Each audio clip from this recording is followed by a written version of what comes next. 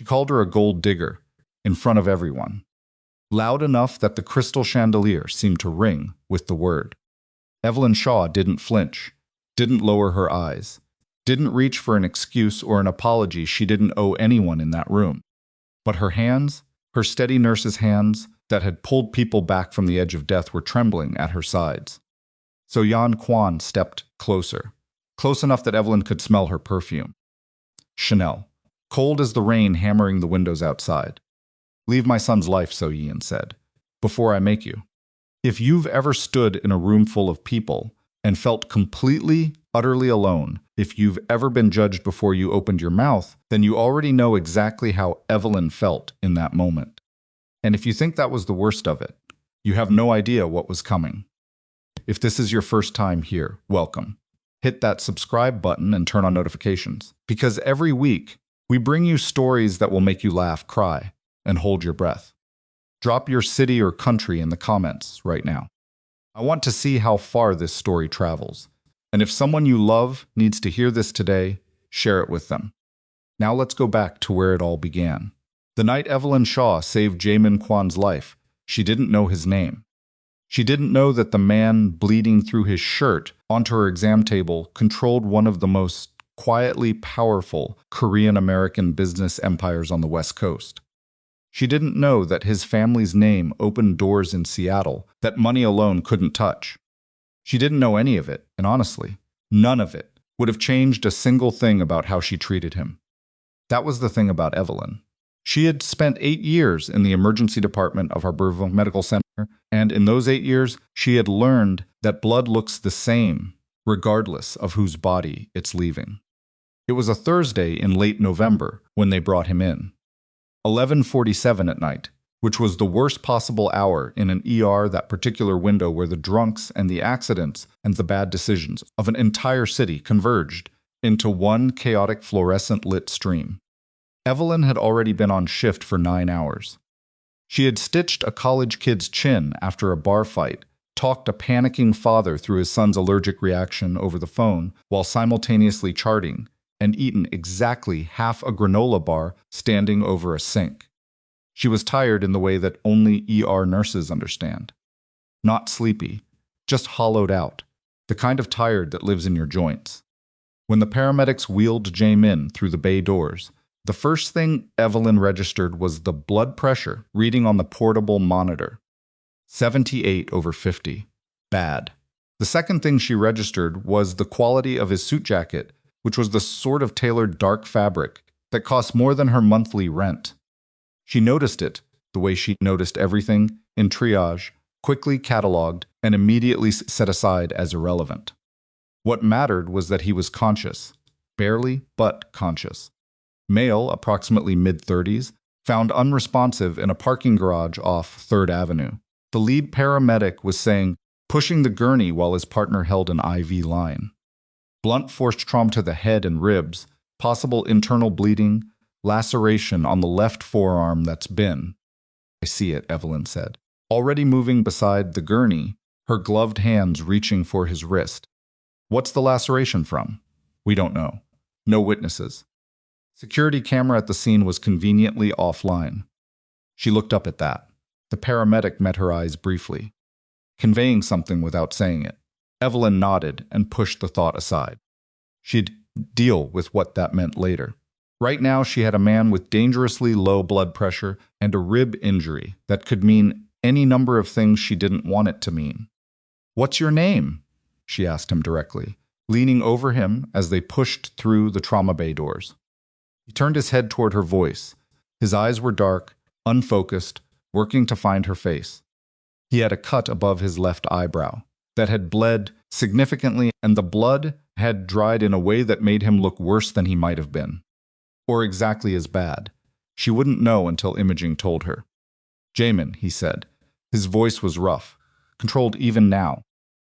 "Kwon." "Okay, Jae-min, I'm Evelyn. I'm going to take care of you tonight, all right? I need you to stay with me." He looked at her for a moment with an expression she couldn't entirely read. Not fear, exactly. Something closer to surprise. Like he wasn't used to someone telling him something without needing something from him first. "Okay," he said. That was it. One word. The next 4 hours were not dramatic in the way television makes trauma look dramatic. They were methodical, controlled. Evelyn moved through the steps the way she always moved through them, with the particular focused calm that she had trained into herself over years, because calm was a tool just like a scalpel or an IV catheter. She directed her team quietly. She anticipated problems before they materialized. She stayed 2 steps ahead of the chaos, 2 cracked ribs. The laceration on his arm required 15 stitches. The head wound was concerning enough that she ordered a CT, sat with the results when they came back, and exhaled exactly once when the radiologist confirmed there was no intracranial bleed. He was going to be fine. When Evelyn finally stepped into the room where they'd moved him to stabilize, he was more alert. Someone had cleaned the blood from his face. He was still pale, the particular pale of a person who had lost more blood than their body appreciated. But his eyes were clear when they found her in the doorway. "You're still here," he said. "My shift ends in an hour." She came to the foot of his bed and checked the monitor out of habit, even though she could see from the doorway that his numbers had improved significantly. "How do you feel?" "Like I was beaten by professionals," he said, and something in the way he said it made her pause. Not joking. Stating a fact with the dry precision of a man describing the weather. Evelyn looked at him for a moment. Then she looked at the door. Then back at him. "Do you want to tell me whether I need to be notifying anyone beyond your emergency contact?" He studied her face. Whatever he was looking for, he apparently found it, because some of the guardedness left his expression. "No police," he said. She held his gaze. "The nature of your injuries suggests—" "I know what they suggest." He didn't say it harshly, but firmly. "Please." Evelyn was quiet for a long moment. She had dealt with situations like this before, more than the general public imagined. People with complicated lives, complicated enemies, complicated reasons for why the police were not the solution. She had her own feelings about it. She kept those feelings in the same locked compartment where she kept everything else that couldn't help her do her job. "You have a head injury," she said finally. "You can't be alone tonight. Is there someone I can call who will actually come?" Something shifted in his face. A small thing, gone as quickly as it appeared. "Yes," he said, "my sister." His sister arrived 40 minutes later. Hana Kwon was 29 years old, had a face that looked like it had been assembled specifically for expressing emotion at full intensity, and walked into that hospital room like she'd been running the whole way. She grabbed Jae-min's hand before she even said hello and looked at him, the way only it's look at each other, with the specific terrified relief of someone who has just confirmed that the worst thing did not happen. Then she turned to Evelyn, who was completing her final chart notes near the door. "You're the one who treated him?" "Yes." Hana Kwon had the manners of someone who had been raised with very high standards, and the emotional directness of someone who had also decided to be her own person regardless. She looked at Evelyn with an expression that was completely unguarded. "Thank you," she said. "Really?" Evelyn nodded. "He's going to need rest. The ribs are going to hurt for several weeks. Keep an eye on any changes in his vision or his headaches, and if anything—" "I know," Hana said. "He'll see someone in the morning. Family doctor, I promise." "Good." Evelyn finished her notes, signed off, and went to get her coat. She didn't think about Jae-min Kwon again that night, which was why it startled her. 2 months later, when she walked into her usual Thursday lunch spot, a neighborhood Korean-American restaurant, 3 blocks from the hospital, the kind of small, unassuming place that had been there long enough to develop actual character, and found him already seated at the counter. He wasn't in a suit this time, dark jeans, a charcoal sweater. He looked like a man trying, with moderate success, to look ordinary. He had his hands wrapped around a coffee mug and was reading something on his phone with the concentrated frown of a person with something he'd rather not be dealing with. Evelyn almost turned around. She didn't know why. She wasn't a person who avoided things. But something in the moment felt like it was balancing on a very thin edge, and some part of her already sensed, in the wordless way that some things are sensed before they are understood, that crossing it would change the arrangement of her life. She sat down at the counter anyway, 2 seats away. He noticed her before she'd even set down her bag. She saw the small recognition that moved across his face, the way it settled from surprise into something quieter. "The nurse," he said. "The patient," she replied. The corners of his mouth moved. "You remembered me. You had 15 stitches and a head CT at midnight." "I remember everyone," he laughed. It was a short sound, slightly rough, like it had been a while since he'd done it unselfconsciously. Fair enough. They ate lunch 2 seats apart and ended up talking for 40 minutes. About nothing particularly significant, the neighborhood, the restaurant, whether the cold snap was going to last through December. She didn't ask what he did. He didn't volunteer it. She noticed he had a careful way of listening, like a person who had learned that other people revealed more when they didn't feel interrogated. She also noticed he was funny, in the understated, slightly dry way, of someone who kept the better part of their humor internal and only released it selectively. She left first. She had to get back to the hospital. He said very simply, "Same time next week?" She thought about it for half a second longer than necessary. "If you happen to be here," she said. He was. The Thursdays became a quiet ritual before either of them acknowledged that they were choosing it deliberately. Lunch became a walk. The walks got longer. One evening it turned into dinner, which turned into 2 hours over coffee that neither of them actually wanted by the end, both of them making the coffee last because the alternative was admitting the conversation was more important than either of them had planned for. Evelyn had dated before. She wasn't a person who hid from relationships or feared them. She'd had 2 serious ones, one in her late 20s that had ended without drama, one during nursing school that had ended with slightly more, and she understood her own emotional patterns well enough to know that she was private by temperament, that she took time to trust, and that she was allergic to performance. Men who needed to be seen performing generosity or intelligence or power in her presence exhausted her within the first hour. Jae-min never performed anything. He was direct, sometimes bluntly so. He had strong opinions that he stated without apology and updated without ego when she offered him a better perspective. He had clearly never been in a relationship with a woman who pushed back on him, and he found she could see this genuinely interesting. The way a person might find a puzzle interesting, not the way someone tolerates being challenged. She found him equally difficult to read in some ways and completely transparent in others. He did not talk about his family often. When he did, he chose words with the precision of a man navigating around something large. He mentioned his mother once, early on just said, "She has expectations," and moved on before Evelyn could ask anything. He talked about Hana freely and with the unmistakable warmth of a brother who had spent years being exasperated by and quietly devoted to his younger sister. He talked about work in the broad strokes of a person who ran something significant without ever specifying the exact dimensions of it.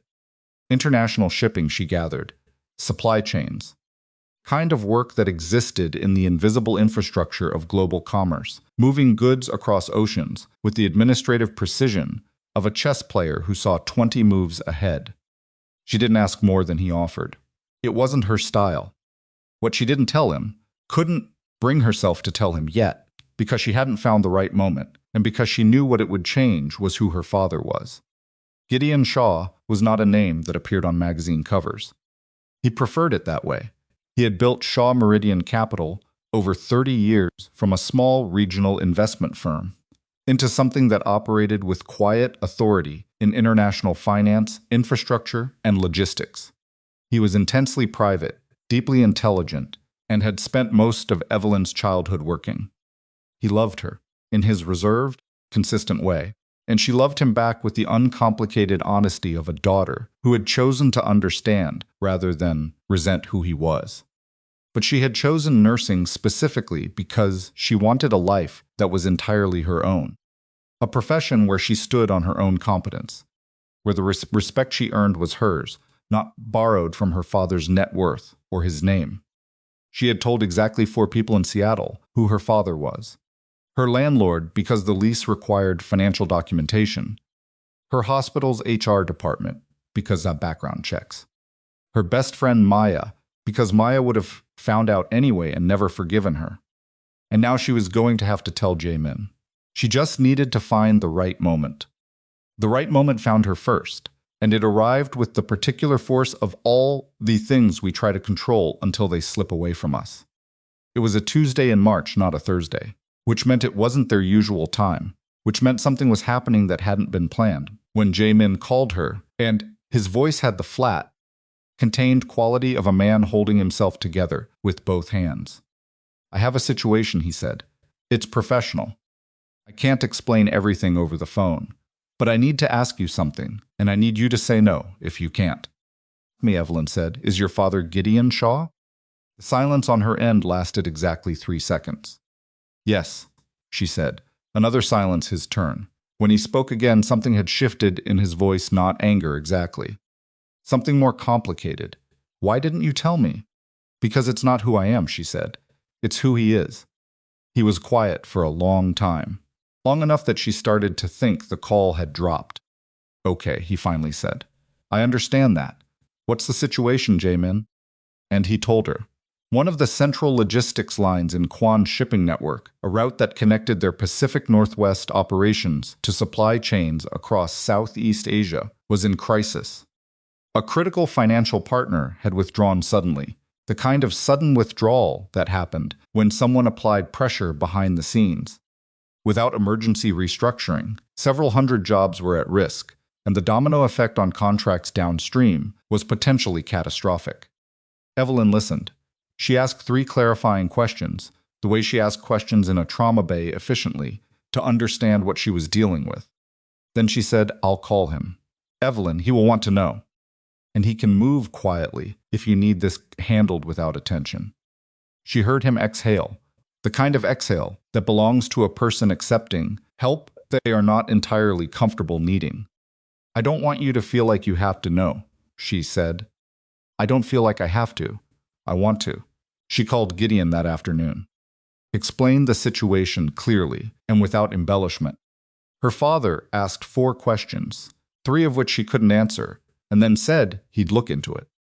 Took 11 days.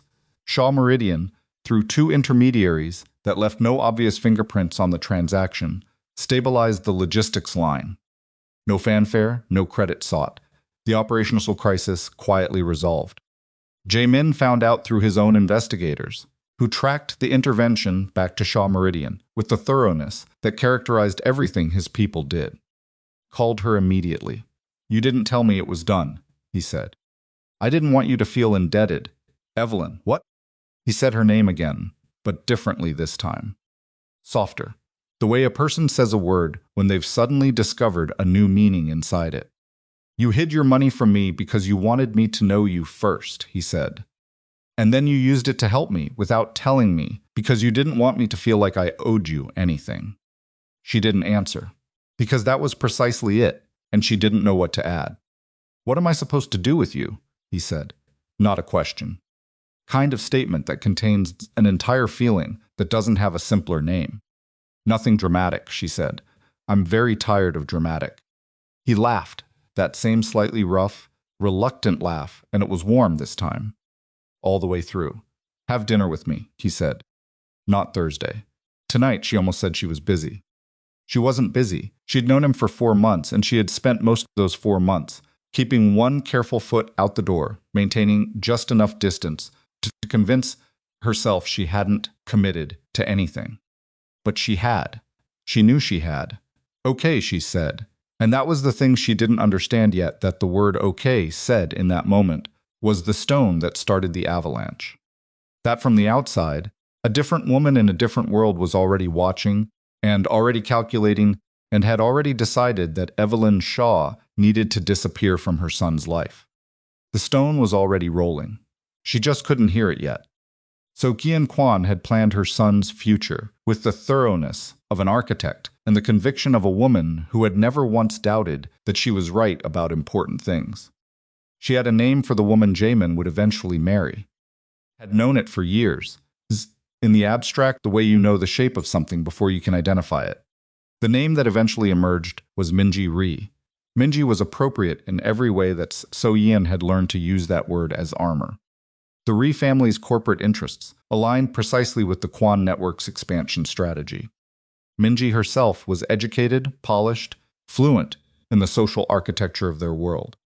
She understood which room to enter and how, when to speak, and how much, what to want and how to want it, without being seen wanting it. When So-yeon's staff informed her that Jae-min had been seen regularly with a woman, an American woman, a nurse, someone with no family name she recognized, she initially treated it as a passing thing. Her son was 35. He had moments of impulse. She had learned to wait them out. Then February became March, became April, and Jae-min didn't bring home impulse. He brought home silence, the specific silence of a man who has made a private decision and is protecting it. So-yeon had seen that silence once before. 20 years ago, when his father had quietly and irrevocably rearranged his own priorities without telling her until it was too late to intervene. She recognized it the way you recognize a smell that has its own memory embedded in it. She made inquiries. What came back was both less than she expected and more than she could accept. Evelyn Shaw, 32, African American, BSN from the University of Washington, 8 years at Harborview, by all accounts exceptional at her job. No substantial assets. Lived in an apartment in Capitol Hill. Her father's name, Gideon Shaw, turned up in the financial research, but nothing about it connected anything So-yeon knew to look at. The shell companies and intermediaries that surrounded Gideon Shaw's actual net worth had been constructed over decades for precisely the purpose of making them invisible to people who didn't already know to look. So-yeon saw a nurse with no money, a black woman from outside their world, a woman who had appeared from nowhere and was quietly becoming essential to her son's life. She summoned Jae-min to the estate. She presented Minji formally, laid out the case, the family interests, the strategic alignment, the deep mutual respect between the Kwon and Ri families. She told herself, being reasonable, being a mother, doing what mothers with any sense of responsibility did. Jae-min listened. He sat across from her at the dining table, where he had eaten thousands of meals and absorbed whatever she was saying, with the expression of a man who has heard the argument before he arrived. Then he stood up. No, he said, just that, and he walked out of the room. It was the first time in his adult life that he had refused her so directly, so cleanly, without apology or negotiation. So-yeon sat in the silence he left behind and felt something she had not felt in a very long time. She felt frightened because she understood in that moment what it meant. And she understood what she was going to have to do. She was going to have to find a way to remove Evelyn Shaw from the equation. Personally, before whatever this was became something she couldn't undo. So she put on her coat, got into her car, and drove to Harborview Medical Center on a Wednesday afternoon in April. And she walked into the break room where she had been told by someone on staff who owed the Kwon family a favor they were never going to be able to fully repay, that Evelyn Shaw would be eating lunch. And she sat down across from the woman her son loved. And she made herself very clear. What So-yeon said in that break room over the next 20 minutes was measured. Surgical. She had spent her career in boardrooms and negotiating tables, and she knew exactly how to dismantle a person without raising her voice. She questioned Evelyn's motives. She questioned her background. She questioned whether a woman who had chosen a profession earning what nurses earned could possibly be unaffected by the proximity to Jae-min's resources. She said it all with the composed certainty of a woman who has never once considered the possibility that she's wrong. Evelyn ate her sandwich. She listened. She let So-yeon finish. Then she said, "Are you done?" So-yeon blinked. "I want you to understand something," Evelyn said, setting down her sandwich and folding her hands on the table with the same deliberate calm she used in trauma bays. "I am going to go back to my shift in about 4 minutes. I am not going to tell Jae-min you were here, because I think that would hurt him more than it would help either of us.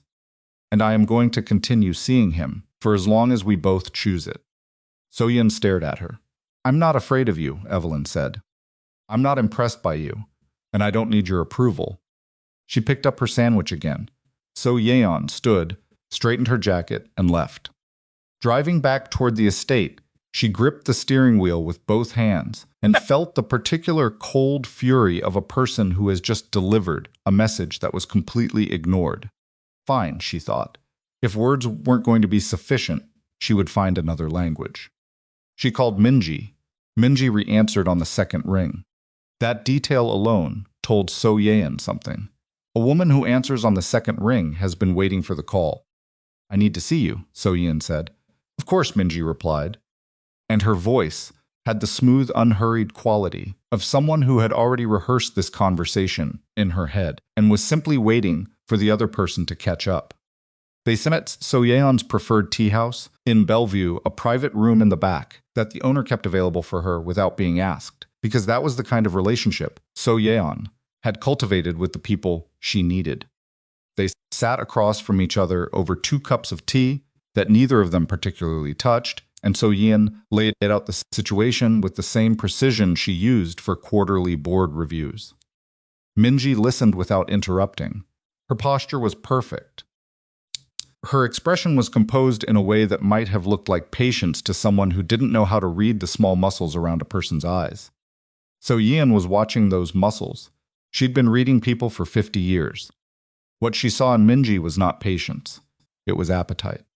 She won't be moved by social pressure, So-yeon said, finishing. I underestimated her. Minji tilted her head slightly. She's a trauma nurse. Yes. Then she's used to staying calm when someone is trying to destabilize her. Minji set her cup down with a small, precise click. You approached it like a warning. She treated it like a diagnosis. So Yi-san looked at her. She's not afraid of a confrontation, Minji continued. She manages it professionally. You need a different kind of pressure. What kind? Minji smiled. It was a small smile, and it did not reach anything behind her eyes. The kind that doesn't look like pressure at first, she said. So-yeon drove home, without fully understanding what she had set in motion. She told herself she was doing what any mother would do. She told herself it was strategy, not cruelty. She told herself a great many things during the 40-minute drive back to the estate, and she believed most of them, because she needed to. What she did not tell herself was that she had just handed Minji Ri a key and said use this however you need to. That omission would cost her everything. The first thing Minji did was get closer to Evelyn. Not hostile, not competitive, friendly. She appeared at a charity benefit that a mutual colleague of Evelyn's attended, and she introduced herself with the warmth of someone who has genuinely no agenda. She mentioned Jae-min casually once, in passing, and then dropped it entirely. She was charming and interesting, and she asked Evelyn questions about her work with the focused curiosity of someone who actually wanted to know the answers. Evelyn was not fooled. She had spent 8 years in emergency medicine, and emergency medicine was, among other things, a training ground for reading people quickly under pressure. She understood within 15 minutes of meeting Minji that she was being managed. The realization landed somewhere in her chest, not with panic, but with the particular tired clarity of someone who has just confirmed a suspicion they wished wasn't true. She was polite. She answered questions. She left early with a headache, that entirely real, caused by a sustained effort of staying in a situation that made every instinct she had go quiet and watchful. That night, she sat on the floor of her apartment, with her back against the couch, and called Maya. Maya Johnson had been her best friend for 11 years. She was a high school history teacher, impossibly practical, aggressively honest, and had the gift of saying the true thing in the fewest possible words. So the mother hired the ex-fiancé to befriend you, Maya said. She's not an ex-fiancé. It was an arranged situation that Jae-min never agreed to. Okay, so the mother hired the woman she wishes was his fiancé to befriend you. Evelyn pressed her hand to her eyes. I don't know if So-yeon hired her, or if Minji is operating on her own. Does it matter? It matters in terms of how I respond. How you respond, Maya repeated, and her tone had shifted into the careful neutral that meant she was about to say something Evelyn was not going to enjoy. Or whether you stay. Evelyn didn't answer. I'm not leaving. I didn't say leave. I asked if you were considering it. I'm not considering it. Maya was quiet for a moment. Then, have you told Jae-min about his mother coming to the hospital? Evelyn closed her eyes. No. Why not? Because every time I try to figure out how to say it, I can hear how it will land. He'll go to her. He'll confront her. And then I'm the reason his family is fighting. You're not the reason his family is fighting. His family is fighting because his mother decided to fight. I know that. But knowing it and surviving the fallout are two different things. Maya let out a long breath. The kind that means I understand you, and I wish you'd listen to me at the same time. At some point you're going to have to tell him what's happening. Because if he finds out later that you knew and didn't say anything, I know, he's going to feel like you were protecting him. And men who feel protected instead of trusted do not respond well to that. I know, Maya, okay? A pause. You eating? Yes. Are you sleeping? Mostly. Go sleep. Tell him tomorrow. Evelyn said goodnight and sat on the floor for another 20 minutes before she moved. She did not tell him the next day. She told herself it wasn't the right moment. There were always more right moments than the one currently available. What she didn't account for was that Minji was not waiting for right moments. Minji was creating them. The second appearance was at a coffee shop 3 blocks from the hospital. Minji was already seated when Evelyn walked past the window during her lunch break, and when their eyes met through the glass, Minji waved. The wave of someone who has run into you accidentally and is being gracious about it. Evelyn went inside. She didn't know exactly why. Partly because refusing the interaction felt more theatrical than she wanted to be. Partly because she wanted to look at Minji more closely. They sat together for 25 minutes. Minji talked about her work-family business, she said, with an airy wave of her hand, as if the corporate empire were a small inconvenience she managed on the side. She talked about traveling. She asked about trauma nursing, with the specific questions of someone who had done a small amount of research beforehand. And then, at the 18-minute mark, she said, Jae-min mentioned you. Evelyn felt the shift, but kept her face completely still. When? Oh, we had dinner last week, just family friends. Minji tilted her head. Did he not mention it? The silence lasted a fraction of a second longer than it should have. He has a lot of dinners, Evelyn said. Minji smiled. Of course. It wasn't the content that was the attack. It was the precision of the timing. The way the sentence had been placed at a moment when Evelyn was just comfortable enough to let her guard down. The implication stitched into the word, just family friends, as if the just were doing the work of a much larger word. Evelyn finished her coffee and said she had to get back. She walked back to the hospital with her jaw set and her hands in her pockets, and she thought, very deliberately, about the difference between what she knew and what she felt. What she knew was that Jae-min had mentioned a dinner with the Ri family a week ago, briefly, in the way he mentioned anything that was obligatory and uninteresting. What she felt was the cold needle of doubt that Minji had slid in with surgical accuracy. She knew the difference. She held on to it. But knowing and feeling are not the same thing, and that needle did its work regardless. She called Jae-min that evening. Did you have dinner with Minji Ri last week? She asked. Pause. There was a dinner at my mother's. The Ri's were there. I mentioned it. You mentioned a family dinner. You didn't mention Minji specifically. I didn't think it was relevant. His voice had shifted into the careful register of a man who is trying to understand which direction the conversation is heading. Evelyn, what happened? She told him about the coffee shop. He was quiet for longer than she liked. She just appeared, he said. Flat. Not a question. She was already seated. I walked past, she waved, I went in. Another silence. Different quality this time, the tight, controlled silence of a man who is managing a significant amount of anger with deliberate effort. I'll handle it, he said. I don't need you to handle it. I need you to know what's happening. I know what's happening. His voice was steady, but there was something compressed inside it. My mother has decided that if she can't move you directly, she'll find an indirect route. Jae-min, she went to your hospital. It wasn't a question either. Evelyn closed her eyes. She went to your hospital, he said again, quieter. And this time, it wasn't compression in his voice, but something closer to pain. And you didn't tell me. I was trying to, how long ago? She told him. The silence that followed was the longest of their entire relationship. Long enough that she counted it 6 seconds, 7, 8, and in each one she felt the weight of what not saying it had cost her. Why, he finally said. Because I didn't want to be the reason your relationship with your mother became a war. Evelyn. His voice broke slightly on the second syllable. Just slightly. but she heard it. You not telling me doesn't protect anyone. It just means I'm standing on ground I didn't know had holes in it. I know, I'm sorry. He exhaled, long and rough, the sound of someone releasing something they've been holding too tightly. I'm not angry at you.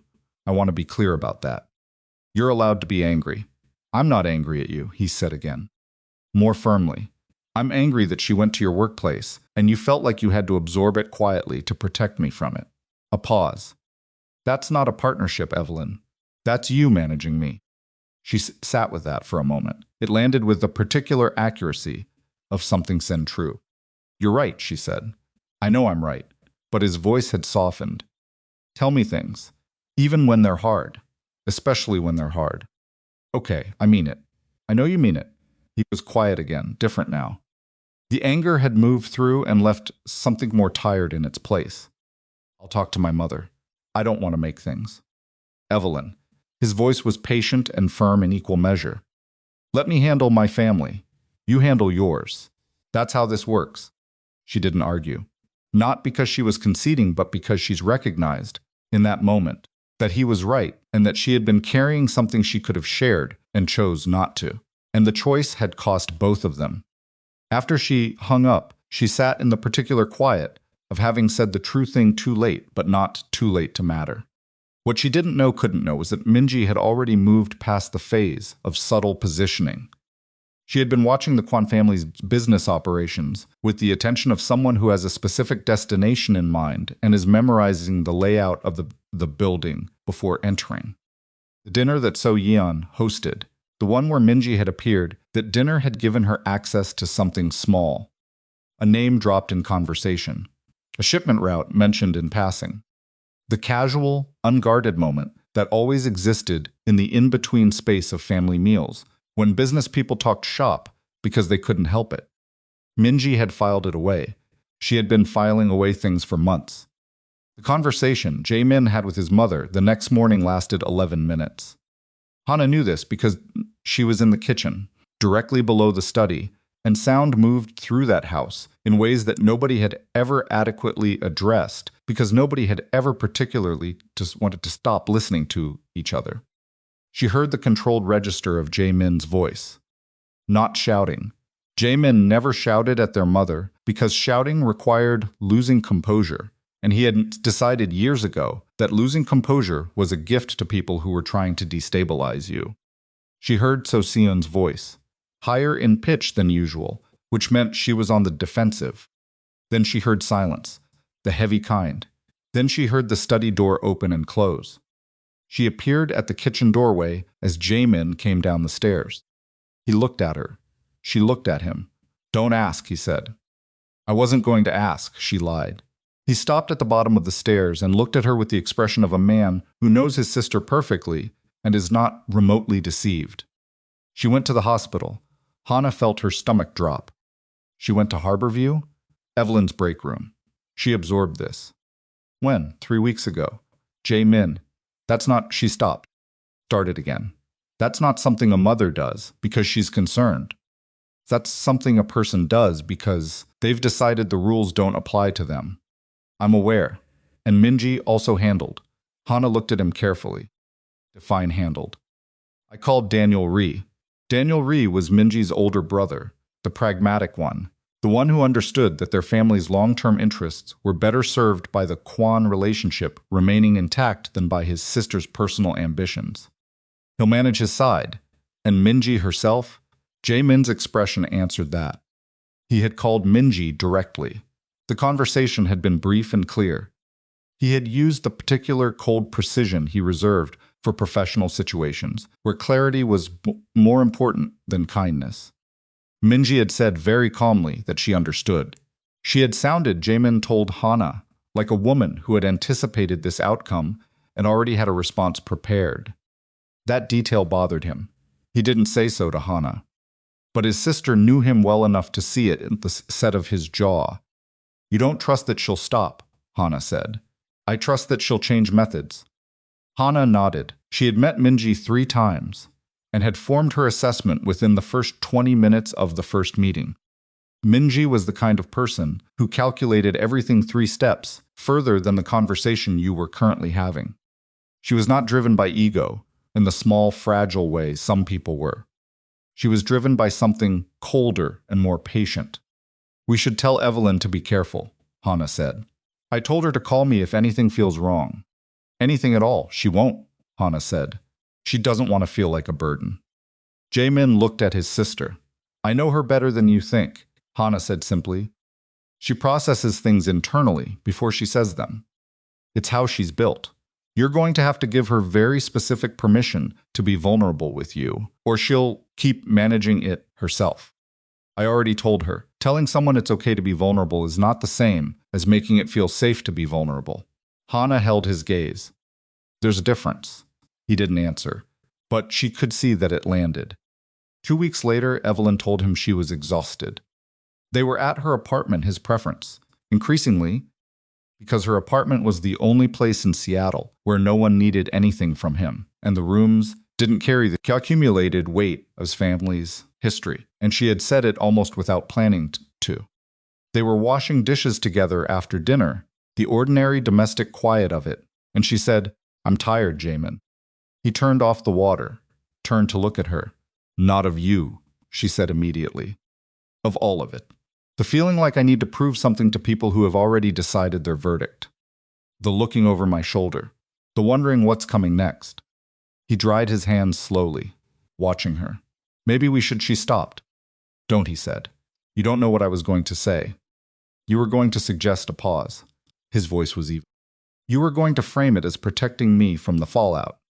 And it would make sense on the surface. It would sound reasonable. She looked at the dish in her hands. Didn't answer. But you're not actually exhausted of the situation, he said. You're exhausted of feeling like the situation is your responsibility to solve. She set the dish down. He crossed the kitchen 3 steps, which was all her small kitchen required, and he stood in front of her and looked at her face with the focused, unguarded attention he almost never showed in public. Tell me what you need, he said. I need, her voice caught slightly. She pushed through it. I need to know that if this goes sideways, it doesn't get blamed on me. That if your family tears itself apart over this, I'm not the narrative they build the damage around. That's not going to happen. You can't promise that. No, he admitted. But I can tell you that the way I see this, you have nothing to prove to anyone. Not my mother. Not Minji. Not anyone in that house. He paused. I love you. She stared at him. Neither of them had said it. Not in 6 months of Thursdays and evenings and dinners that ran too long, and a financial crisis managed in quiet, and 100 small moments of 2 people choosing each other with increasing deliberateness. They had existed in the territory just before those words, where everything implied them without speaking them. He said it again. I love you, Evelyn. Her eyes filled before she could stop them, which she hated, because she was not a person who cried easily. And the fact that she was doing it now told her more about how stretched she'd been than anything else had. I love you too, she said. I love you, and I am so tired and I don't want to leave, and I'm scared that staying is going to cost you something I can't replace. He pulled her in. She let him. She pressed her face against his shoulder and breathed and let herself be held by another person in the way that she had not let herself be held in longer than she could accurately remember. They stayed like that for a long time. In the Ri family offices, 12 miles away, Minji sat at her desk after midnight and stared at a spreadsheet that was not the kind of spreadsheet that belonged in legitimate business operations. She had spent years adjacent to the Kwon family's finances. The Ri and Kwon business relationship went back 20 years, which meant there were overlapping systems, shared platforms, historical access points that had never been entirely cleaned up because nobody had ever imagined they'd need to be. Minji had very carefully, over a period of 3 months, made use of those access points. She had not started with the intention of crossing a legal line. She had started with the intention of gathering information. Information, she had told herself, was just data, and data was just facts. And facts weren't crimes, but facts. Arranged in the right pattern, delivered to the right people, timed correctly, facts could create enormous pressure. They could make business partners nervous. They could make investors hesitate. They could create exactly the kind of operational chaos that a family under stress might decide was too much to manage alongside an unconventional relationship that nobody had fully embraced. She told herself still that it was strategy. She had moved one set of financial data to a server outside the Kwon system 3 weeks ago. Documents that contained shipping route information and contract terms that would be genuinely valuable to certain competing interests. She had not sent them anywhere yet. She was still telling herself she might not. But the decision had a weight to it, sitting in that server, and she could feel it the way you feel something in a pocket, always present, always available. The specific gravity of a choice that has already been made by the fact of its preparation. In Evelyn's apartment, the lights went off. In So-yeon's estate, So-yeon sat by the window in the dark and thought about the conversation with her son that morning, the way his voice had been when he said her name, not angry, which would have been bearable, but disappointed, which was not. And she thought about Evelyn in a hospital break room, absorbing every word without flinching, and she pushed the thought away before it could complete itself. In Hannah's room, Hannah texted Evelyn, just checking in. You okay? Evelyn's response came 4 minutes later. Better tonight. Thank you for asking. Hannah stared at the message for a moment. Something in the brevity of it caught her attention. Not distress exactly, but the particular compactness of someone who is telling the truth about now without being able to see what was about to arrive. She typed, "Call me if anything feels off." Anything. Evelyn responded with a small heart. Hannah put her phone down and stared at the ceiling. 3 days later, the first leak appeared. It was small enough that Jae-min's operations team initially logged it as a data irregularity. Contract clause from a closed negotiation had turned up in a competitor's proposal, similar enough that it couldn't be coincidence, specific enough that it had to come from inside. The operations team flagged it, brought it to Jae-min's CFO. The CFO brought it to Jae-min. Jae-min looked at the document comparison for a long time. How, he said. We don't know yet, his CFO said. We're still tracing the access point. How old is the negotiation? 14 months. The data existed in the shared platform with subsidiaries. Jae-min looked up from the document. His CFO met his eyes. Neither of them said what they were both thinking, because saying it out loud required a certainty they didn't yet have and a consequence that neither of them was ready to set in motion. Keep tracing, Jae-min said. Tell no one outside this room until we know exactly what we're looking at. The CFO nodded. Jae-min sat alone in his office for 20 minutes after the meeting ended. He sat very still, which was something he did when he was thinking through, something he didn't want to be thinking through. His hands were flat on the desk. His eyes were on the middle distance. The data breach, the timing of it, the access pathway that led toward the system. Minji had said she understood when he'd called her. Calm and prepared, he turned that over in his mind. Hannah knocked and entered without waiting, which was her custom. She took one look at his face and stopped in the doorway. What happened, she said.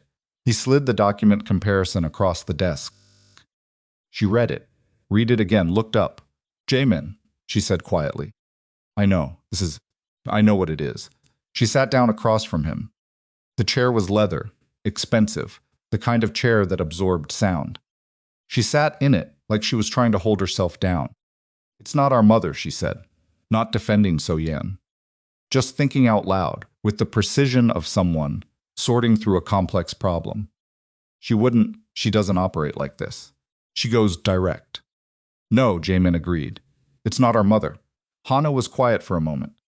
Minji knew you weren't going to choose her, she said. She's known it for a while. So if she can't have the alliance through marriage, she disrupts the business until the disruption becomes a reason. A reason for what? For our mother to conclude that having Evelyn in my life is too costly. Hannah stared at him. She's using the company as leverage. She's trying to. That's Hannah stopped.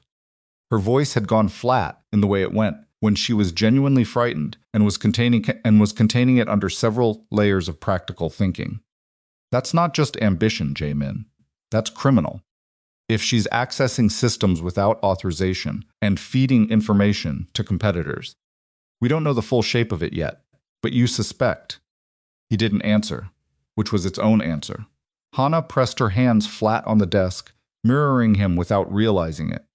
We need to get ahead of this. Before it gets, I've already called an investigator, he said it quietly. Carefully, forensic audit. Started this morning. She exhaled, looked at him. Don't tell Evelyn yet, he said. I don't want her carrying this until I know what it is. You just told me she needs to feel trusted. I know what I said. His voice was tight. And I mean it. But telling her I think the woman my mother tried to push on me might be committing corporate espionage against my company, that's not something I'm putting in her hands until I know it's real. Hana was quiet. She has enough to carry, he said. And the way he said it stripped of the controlled professional register, just plain and tired, made Hana's throat tighten. Okay, she said, okay. Outside the window, the Seattle sky was doing the thing it did in late spring, not quite raining, not quite clear, suspended in a gray that couldn't commit to anything.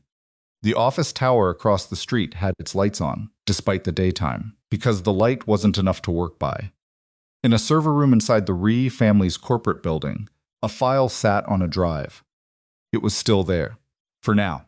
But the investigator Jae-min had hired was already making calls, and the particular kind of forensic audit he had been commissioned to run was the kind that pulled on threads patiently and without warning, consummate smuts, in the way that certain kinds of damage can only be found by someone who already knows what they're looking for. The thread was already moving, and at the other end of it, Minji sat at her desk at midnight, staring at a number on her screen, thinking about a rival corporate group that had reached out to her 8 weeks ago with an offer she had not yet accepted and had not yet refused. She thought about Jae-min's voice on the phone, the coldness of it. She thought about Evelyn Shaw, who had walked into a hospital break room and absorbed So-yeon's cruelty without lowering her eyes, and who had apparently, according to information Minji had put together from several sources, a father whose name appeared in international finance circles in ways that Minji had only recently begun to fully understand. She thought about all of it. Then she picked up her phone, opened a message thread that had no name attached to it, and typed 4 words. I'm ready to talk. She hit send before she could stop herself. And that was the moment, not the leak, not the access, not the document sitting against a server. That was the moment from which there was no returning. The message sent at 11:58 p.m. By 12:03 a.m., a response came back.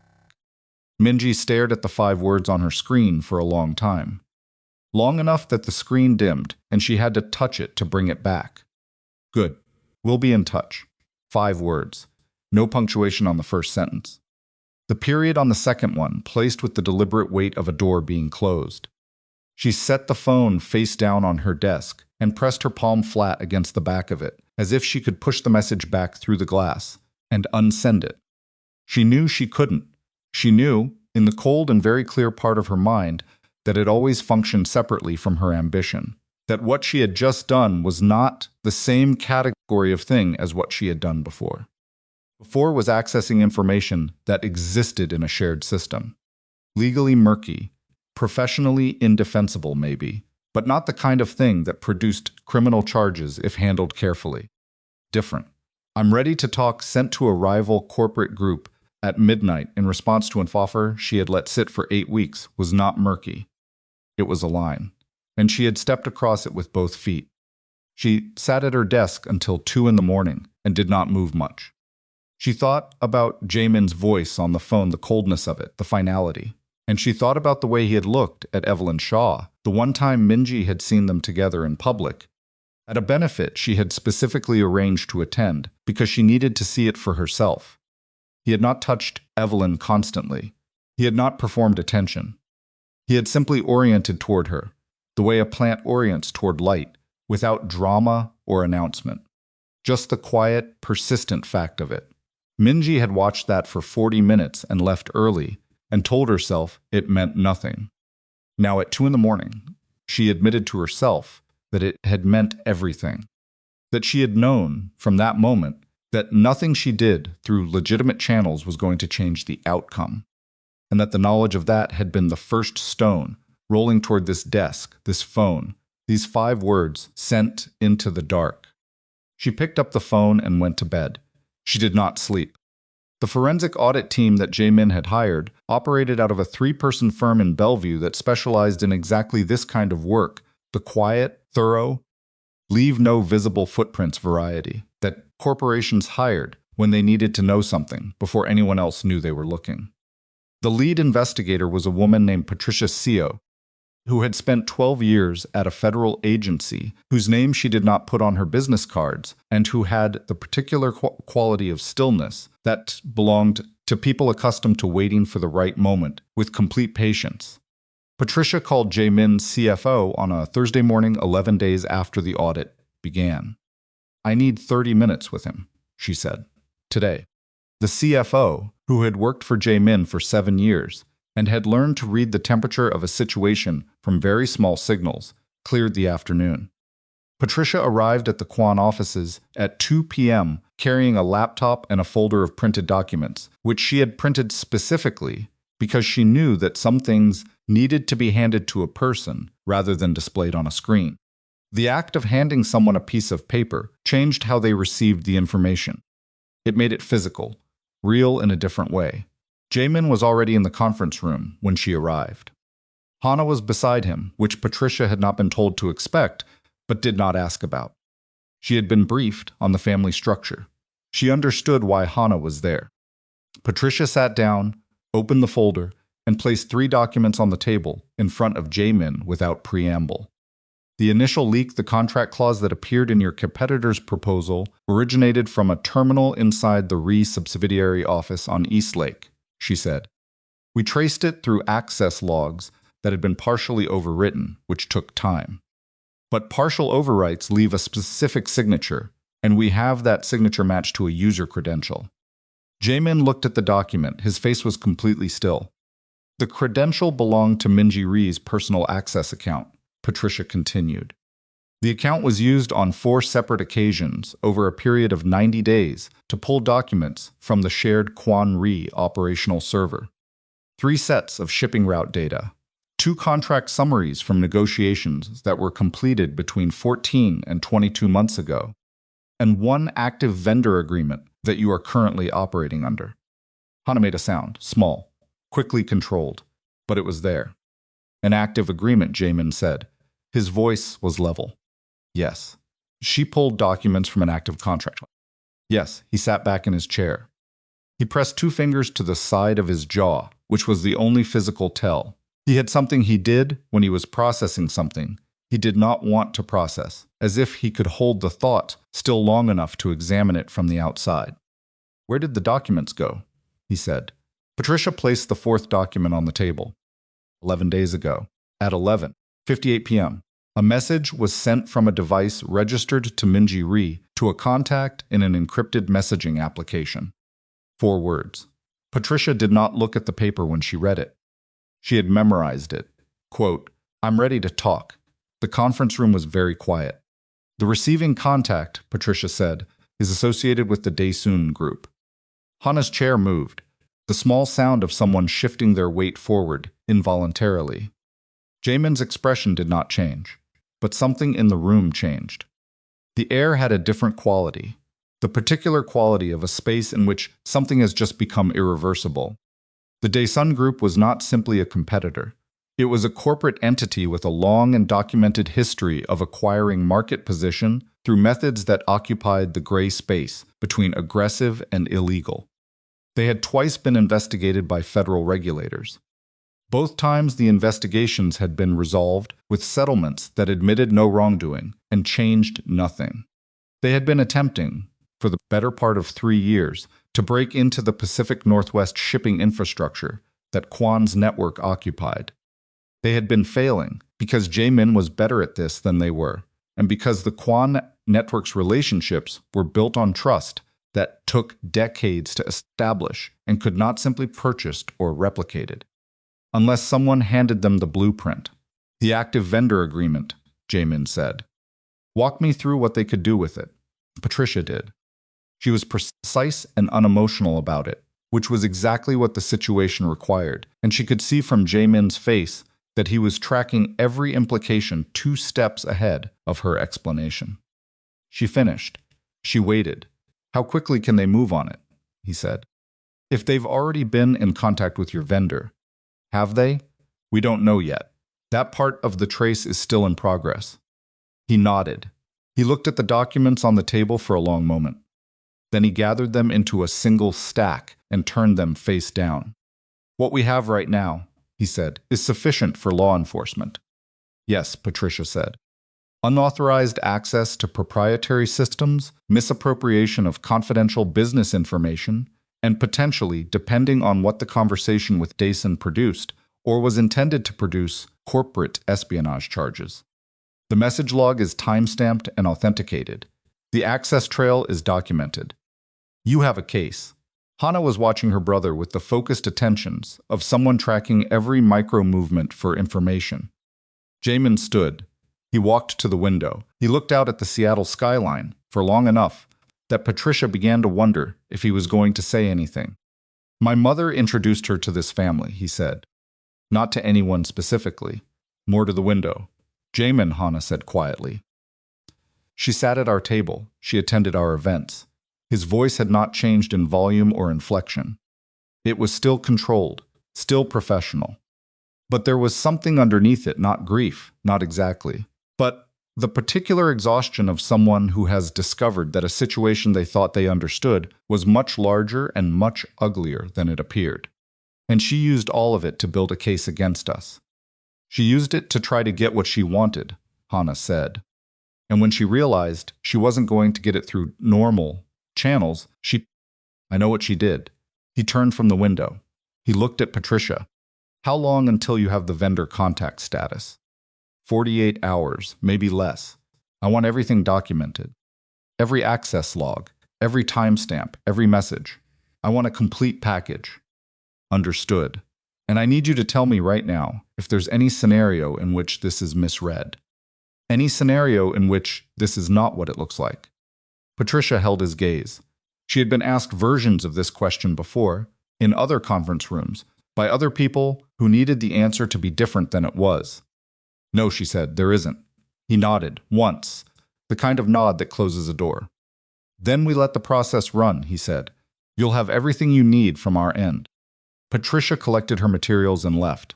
The door closed behind her with the soft, expensive sound of a conference room that had been designed to seal out noise. Hana waited until she heard the elevator. Are you going to tell Evelyn? She said. Yes. When? When I know the full scope. I'm not giving her half a picture. Jae-min, she's going to find out that you knew something before you told her. And? I know. He said it with the particular tiredness of a man who has already had this argument with himself. I know. But I'm not. He stopped, started again. I'm not going to call her and say, Minji is feeding our contracts to a corporate rival, and I don't know yet how much damage it's done. That's not a conversation I'm having with her over the phone. Then go to her. I will, tonight. Hana stood up. She crossed the room and stood beside him at the window, both of them looking out at the city in the flat gray, early afternoon light. And Mom, Hana said. He didn't answer for a moment. She invited Minji into our house, Hana said. Not accusation. Just fact, delivered carefully. She put Minji's interests against Evelyn's. And now Minji has no. She has to be told. I know that too, Jae-min. Hana turned to look at him directly. If Mom finds out you knew and handled it without telling her, she will feel. I don't particularly care how she feels right now. He said it without heat. Which was, Hana knew, the worst possible version of it. Not hot anger, not the kind that burns and passes. Cold, settled kind. She brought Minji into this family. She helped create the conditions that made this possible. She can sit with the consequences of that for a few days, before I'm ready to have that conversation with her. Hana was quiet. That's not fair, she said finally, in the tone of someone who is saying it anyway because it needs to be said. No, he agreed. It's not. He went to Evelyn that evening. She opened the door and saw his face and stepped back from the doorway without saying anything, which was how she made room for things she could tell were going to take up space. He came inside. He sat on her couch. She sat in the chair across from it, tucked her feet under her, and waited with the particular patience of a person who has learned that some information needs a specific gravity to arrive correctly. He told her everything, all of it, the data breach, the access logs, Patricia Seo's findings, the documents on the server, the message at midnight, the Daesun group. He told her without softening it, because she was not a person who needed softening, and because she would know if he tried. She listened without interrupting. Her face went through several ings. He watched them move through it, without trying to interpret them. Just witnessed, and then settled into a stillness that he recognized as the stillness she used when she was working through something clinical.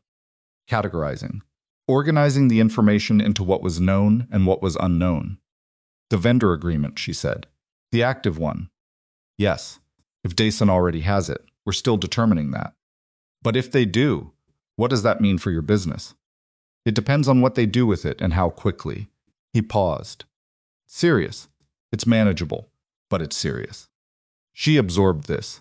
And Minji. Investigators go to law enforcement when we have the complete picture, which is 48 hours, maybe less. 48 hours, she repeated. Yes. She looked at him. You've known the shape of this for several days. It wasn't an accusation, but it landed like one, in the way that true things land. Yes, he said. She nodded slowly. Okay, Evelyn's. I'm not angry, she said. She said it with a careful specificity, like she was checking her own inventory and reporting accurately. I understand why you waited. I don't entirely agree with it, but I understand it. I didn't want to tell you something that might have turned out to be smaller than it looked, and it turned out to be larger. Yes. She pressed her lips together for a moment. She was looking at the coffee table, at nothing specifically, with the inward focus of someone sorting. Then she looked up at him. Your mother, she said. He said nothing. She doesn't know yet. No. She's going to. Evelyn stopped. Took a breath. When this becomes public, when there are investigators and reports and possibly cameras outside the Ree house and Jae-min, there will be your mother is going to realize that the woman she championed did this to your family. Yes, and she's going to have to live with the fact that her campaign against me helped create the environment that made it possible. Yes. Evelyn was quiet for a long moment. I don't want her destroyed by that, she said. He looked at her. I know she went to my hospital, Evelyn said. I know what she called me in front of people. I know all of it. And I'm not, she exhaled. I'm not asking you to protect her from accountability. But she's going to feel the weight of this in ways that are going to last. And I don't want my presence in your life to be the thing she measures all of it against for the rest of her. That's not yours to manage, he said. I know that. Then stop managing it. She looked at him. Something moved through her face. I'm trying to, she said. I'm genuinely trying. He crossed the room. He sat on the arm of her chair, which was not technically designed for that, and she turned slightly to accommodate him. He took her hand. 48 hours, he said, and then whatever happens, we go through it together. Not you managing it on one side and me managing it on the other. She squeezed his hand. Together.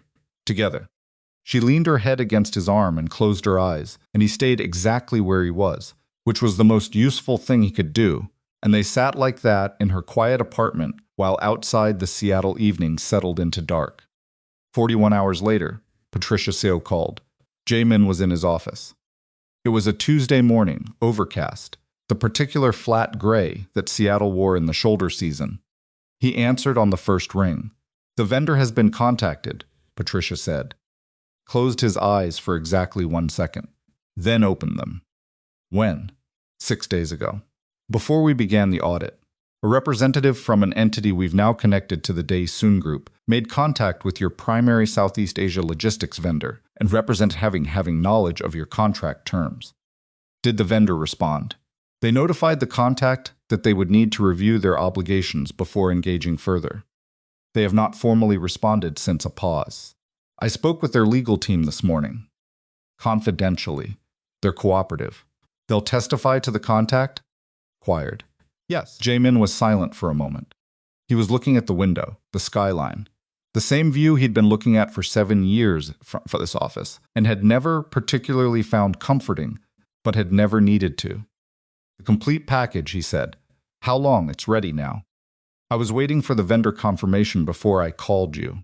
Get it to our legal team. They'll coordinate with law enforcement from there. Understood. A pause, Mr. Kwon. You should know this is going to move quickly once it begins. I know. The Ri family will have counsel involved within hours of initial contact. There will be a window brief between when Minji is notified and when the media minds. I'm aware. Do you want to notify anyone before that window closes? He thought about his mother. Sitting in the estate, in the particular mornings she spent reading in the east-facing sitting room, the one with the view of the garden that she had planted herself in the first years after his father died. He thought about what it would feel like to receive this news in that room, in that chair, in that morning light. Yes, he said. I'll handle that. He called Hana first. She picked up in the middle of the first ring, which meant she had been waiting. It's done, he said. She was quiet for a long moment. The vendor too? Yes. Jae-min, her voice was careful, feeling for the edges of the right thing to say. How are you? Fine. I'm fine, Hana. Can you go to the estate? Now? Before I get there. I don't want her alone when she finds out. Give me an hour. A pause. Okay, I'll go now. Thank you. He hung up. He sat in his chair for 5 minutes without moving. Then he picked up the phone again and called his mother. So-yeon answered with the ordinary domestic inflection of a person who was not expecting anything particular from a Tuesday morning, slightly distracted, slightly warm. The voice of a woman in the middle of a routine that had not yet been interrupted. I need to come to the estate, Jae-min said. An hour. Are you home? Something in his voice changed hers. He heard it, the specific alert that a parent develops for the quality of a child's voice, even an adult child, even decades past, the point where the relationship had shifted into something more equal. Yes, she said. What's happened? I'll tell you when I get there. Jae-min, an hour, Mom. He paused. He used that word deliberately and rarely. The weight of it was not lost on either of them. I need an hour. He drove to the estate himself. He could have sent a car, but he needed the 40 minutes of highway to do something with his hands and his attention that was not thinking, and driving was one of the few activities that accomplished this for him. He kept the radio off. He watched the road. When he arrived, Hana was already there.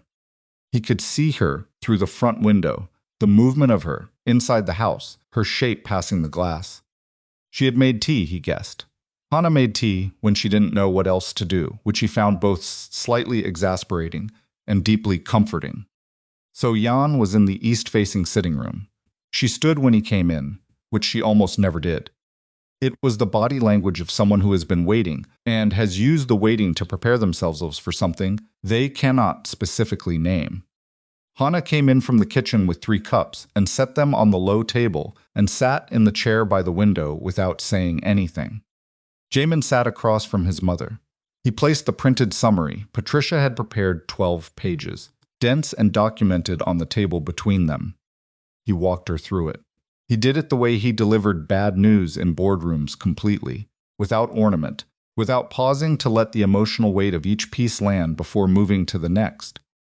Because stopping to absorb one thing when there were 12 pages of things was not efficient, and he needed her to have the complete picture before she responded. So-yeon listened. She did not interrupt. She did not speak. She sat in her chair with her hands folded in her lap and her face in the particular careful stillness of a woman who has trained herself over 50 years to receive difficult information without showing the full measure of what it costs her. When he finished, the room was very quiet. Hana was looking at the cup in her hands. So-yeon looked at the 12-page document on the table. She looked at it the way you look at something, when you can see it perfectly clearly and still cannot make it make sense. She accessed your systems, So-yeon said. Yes. While she was attending dinners in this house. Yes. A pause, and she contacted Daesun. Yes. So-yeon pressed her lips together. The muscles in her jaw moved. She reached out and picked up the top page of the document. She held it. She didn't read it. She just held it. The criminal investigation, she said. It will be public. It will be public, he confirmed. Within days of law enforcement moving. Possibly sooner. She set the page down. She looked at her son. I brought her into this family, she said. He didn't answer. I invited her to dinner. I put her at your table. I told the Ree family that we valued our relationship with them. Her voice was still controlled, but there was something moving underneath it, something cracking through, the way ice cracks before it gives. I did all of that because I had decided that she was right and Evelyn was wrong, and I had decided that before I knew anything real about either of them. Manon, she held up one hand. Not harsh, but definitive. I'm not finished. He waited. She was quiet for a long moment. Long enough that Hannah shifted in her chair. The woman I called a gold digger, So-yeon, said, finally helped stabilize our shipping network. Without asking for credit, without telling your son who she was. She paused. And the woman I invited to my table tried to sell that same shipping network to our competitors because she couldn't have what she wanted through legitimate means. The word sat in the room. I need to. She stopped. Started again. Her voice had changed. Something beneath the control had moved. I was wrong about a great many things. Yes, Jae-min said. Quiet, not unkind, just true. She flinched. It was small. The smallest possible physical response. But Hannah saw it, and Jae-min saw it, and So-yeon knew they both saw it, and she did not look away. I owe Evelyn an apology, she said. Jae-min looked at his mother, at the woman who had controlled every room she entered for as long as he had been alive, who had never once in his memory offered an apology without attaching a justification to it, who had built her entire identity around the certainty of her own judgment, and he saw something in her face that he had not seen before. Not weakness, not collapse, something more specific than that.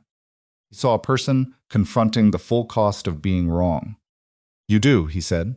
She nodded once. Outside the sitting room window, the garden was beginning to come back after the long Seattle winter. The early spring things, the ones that came before you were ready for them. But crocuses along the stone path that So-yeon had planted in the second year after her husband died, in a period of grief so acute that she had needed something to put her hands in. She looked at them now, through the glass. I'll call the Ree family, she said. Daniel. I've spoken to Daniel Ree, Jae-min said. He was already aware that his sister had been operating outside what the family sanctioned. He'll cooperate. So-yeon absorbed this, he knew. He suspected. He didn't know the extent. She was quiet. 2 miles away, in her office in the Ree building, Min-ji Ree received a call from her family's legal counsel at 10:47 a.m. She listened to the first 40 seconds of the call, standing at her desk, one hand braced against the surface. Then she sat down. The investigator's package had gone to law enforcement at 9:15 that morning. The access logs, the document pulls, the message at 11:58 p.m., the vendor contact, all of it, documented and authenticated, now in the hands of people with the specific authority to determine what happened next. Her lawyer was still talking. She was not fully hearing it. She was hearing the room, the particular quality of the silence in a space, when everything it contained a moment ago has changed. She thought about the message she had sent. 4 words. The period at the end of the second sentence, the deliberate, chosen quality of it. She thought about Jae-min's voice on the phone, the coldness of it. She thought about something she had not let herself think about until this moment, the specific evening she had sat in a tea house with So-yeon Kwon and looked into the older woman's face and recognized the instrument she was being offered, and used it, because she had decided that what she wanted was worth what it would cost. She had been wrong about what it would cost. Her lawyer said her name. I heard you, she said. Min-ji, you need to come in. Today. When I heard you, she said again. She hung up. She sat at her desk for a long time. The city outside her window moved the way cities moved, indifferently, continuously, without any particular acknowledgement of what was happening in specific rooms within it. Her phone rang again. She let it. She was thinking about something Jae-min had said to her on the phone, when he had called to end things clearly. He had said very simply, this doesn't have to go anywhere. It doesn't have to go. He had been offering her a clean exit. He had been telling her, without spelling it out, that if she stopped, he would let it stop. She had said she understood. And then she had opened a message thread at midnight and typed 4 words and hit send before she could stop herself. She pressed her palm against the desk, felt the cool of it, the solid, real physical surface of it. Nothing that was about to happen to her was sudden. It had been assembled slowly, deliberately, by her own hands, across months of choices that had each felt manageable in isolation and were catastrophic in some. She knew that. The phone rang again. This time she answered. "I'll come in," she said. She stood, straightened her jacket with both hands, out of pure muscle memory, and looked at the office around her, the space she had inhabited for 3 years, the particular arrangement of things on her desk, the view from the window she had taken for granted, because some things are only seen clearly at the moment you are leaving them. Then she picked up her bag and walked to the door. In the hallway outside, 2 of her staff members looked up as she passed. She walked past them without speaking, because there was nothing she could say that would be the right thing, and she had learned too late, but she had learned that saying the wrong thing to fill a silence was worse than the silence itself. The elevator arrived. She stepped in. The doors closed. And Min-ji Ri, for the first time in her life, had absolutely no idea what she was going to do next, which was the most honest she had been about anything in a very long time. In the Kwon estate sitting room, So-yeon finally picked up her tea. It had gone cold. She drank it anyway, because it was there, and because some habits persist regardless of everything else. Jae-min watched her. He was thinking about Evelyn, about calling her, about the specific words he would use to tell her that it was done, that the investigation was moving, that the thing that had been building in the background of their relationship for months, was now in other people's hands and moving toward whatever conclusion it was going to reach. So he was thinking about what Hannah had said weeks ago. There's a difference between telling someone it's okay to be vulnerable and making it feel safe. He was going to have to do better at that. He was going to have to do better at a lot of things. But first he sat in his mother's sitting room with his cold tea and his sister beside him and the garden coming back outside the window, and he let the morning be what it was: incomplete, unresolved. The particular unglamorous shape of a crisis that has been named but not yet finished, and did not try to rush it toward anything. The story was not done. But for the first time in months, it was moving in a direction that belonged to them, rather than to someone who decided their happiness was a problem to be solved. That was enough for this particular Tuesday morning. The call came at 6:14 a.m. on a Wednesday. Evelyn was already awake. She had been awake since 5, lying in the dark of her apartment with her eyes open and her mind running the specific low-grade loop that her brain defaulted to when something large was unresolved. Not panic, not catastrophizing, just the persistent, insomniac hum of a person waiting for the other shoe. Her phone lit up on the nightstand. Jae-min. She answered before the second vibration. "It's moving," he said. No greeting. He knew she was awake. Law enforcement contacted the Ri Family Council at 6 a.m. Minji's attorney has already responded. Evelyn sat up. How fast? Faster than we expected. The vendor cooperation changed the timeline. A pause. The sound of him moving, she could hear the particular acoustic of his office, the slight echo of high ceilings and hard floors. There will be media, probably by this afternoon. She pressed the heel of her hand against her sternum. Not panic, just the physical weight of something arriving. "Your mother," she said. "She knows. I told her yesterday." "How did she—" "I'll tell you in person. Can I come to you?" "Yes. I'm not on shift until 3. I'll be there in 40 minutes. He was there in 32. She had coffee made when he arrived, and he drank half of it, standing at her kitchen counter. Before he said anything that wasn't logistical, before the professional register dropped, and the actual person inside it surfaced, briefly, in the set of his shoulders, and the way he set the mug down with more force than he intended. "She sat in that room," he said. "My mother's sitting room. Every dinner, every holiday, every time we opened the house to the Rees, because 20 years of business relationship meant we owed them that." He looked at the counter. She was building a case against us the whole time. Evelyn was quiet, not because she needed the money, he continued. The Rees have money, not because Dason offered her something she couldn't have otherwise. She did it because she decided that if she couldn't have what she wanted, she would make sure the cost of not choosing her was high enough that someone would reconsider. She wanted you to choose her, Evelyn said. She wanted control of what happened. Whether I chose her, or whether the company suffered enough that my mother blamed you for the instability, either outcome served her. He finally looked up. She was going to win something. She had decided that. Evelyn looked at him across the kitchen. He looked tired in a way that sleep wouldn't fix the specific exhaustion of someone who has spent weeks being careful and controlled and is now standing in a small apartment kitchen where none of that is required. She crossed the kitchen and stood in front of him. "Come sit down," she said. "I'm fine. I know you're fine." "Come sit down anyway." He followed her to the couch. They sat. He leaned and looked at the ceiling, and she sat sideways with one leg tucked under her and watched his face and let the silence be what it was for a few minutes. "Tell me about your mother," she said finally. He exhaled. Long and slow. She sat very still. She did what she does, kept her face controlled.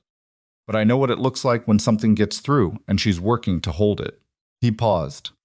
"When I told her what Minji had done with the vendor agreement, the active contract, she went somewhere inside herself for a minute.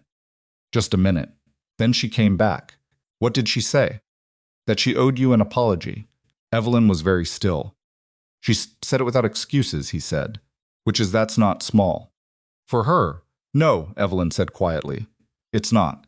She's not going to magically become a different person," he said. "I don't want you to expect that. I don't. But he stopped. His jaw worked for a moment. "She's my mother, and she's going to spend a long time living with the fact that the person she championed burned down part of our family's company. And I'm not ready to be angry at her for that.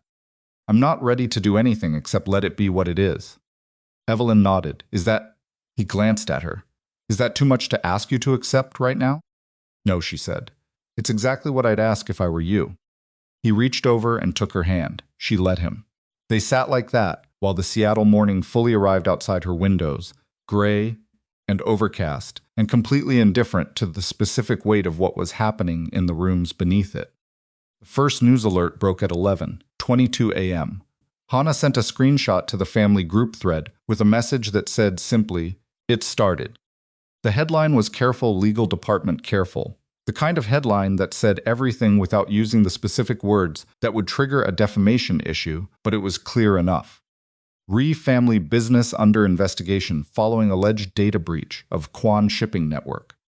By noon, it had 1,700 shares. By 1 p.m., 3 regional business outlets had picked it up. By 2, it had crossed into the national business press. Evelyn saw the alerts on her phone while she was getting ready for her shift. She stood in her bathroom in her scrubs, her hair half done, and scrolled through the first 4 headlines with the particular quality of attention she used in Triage Fast, categorizing, looking for what mattered and what didn't. What mattered, the coverage was factual, carefully sourced. It mentioned the Kwon network without extensive details and focused primarily on the Rhee family's legal situation. What didn't matter yet, but would, her name was not in any of it. Yet. She finished her hair and went to work. The ER on a Wednesday afternoon in late spring had its own particular texture, not the chaotic surge of a Friday night, but a steady, accumulated weight. Evelyn moved through it with the autopilot competence of 8 years of practice. She stabilized a child with a broken arm, whose mother was more distraught than the child.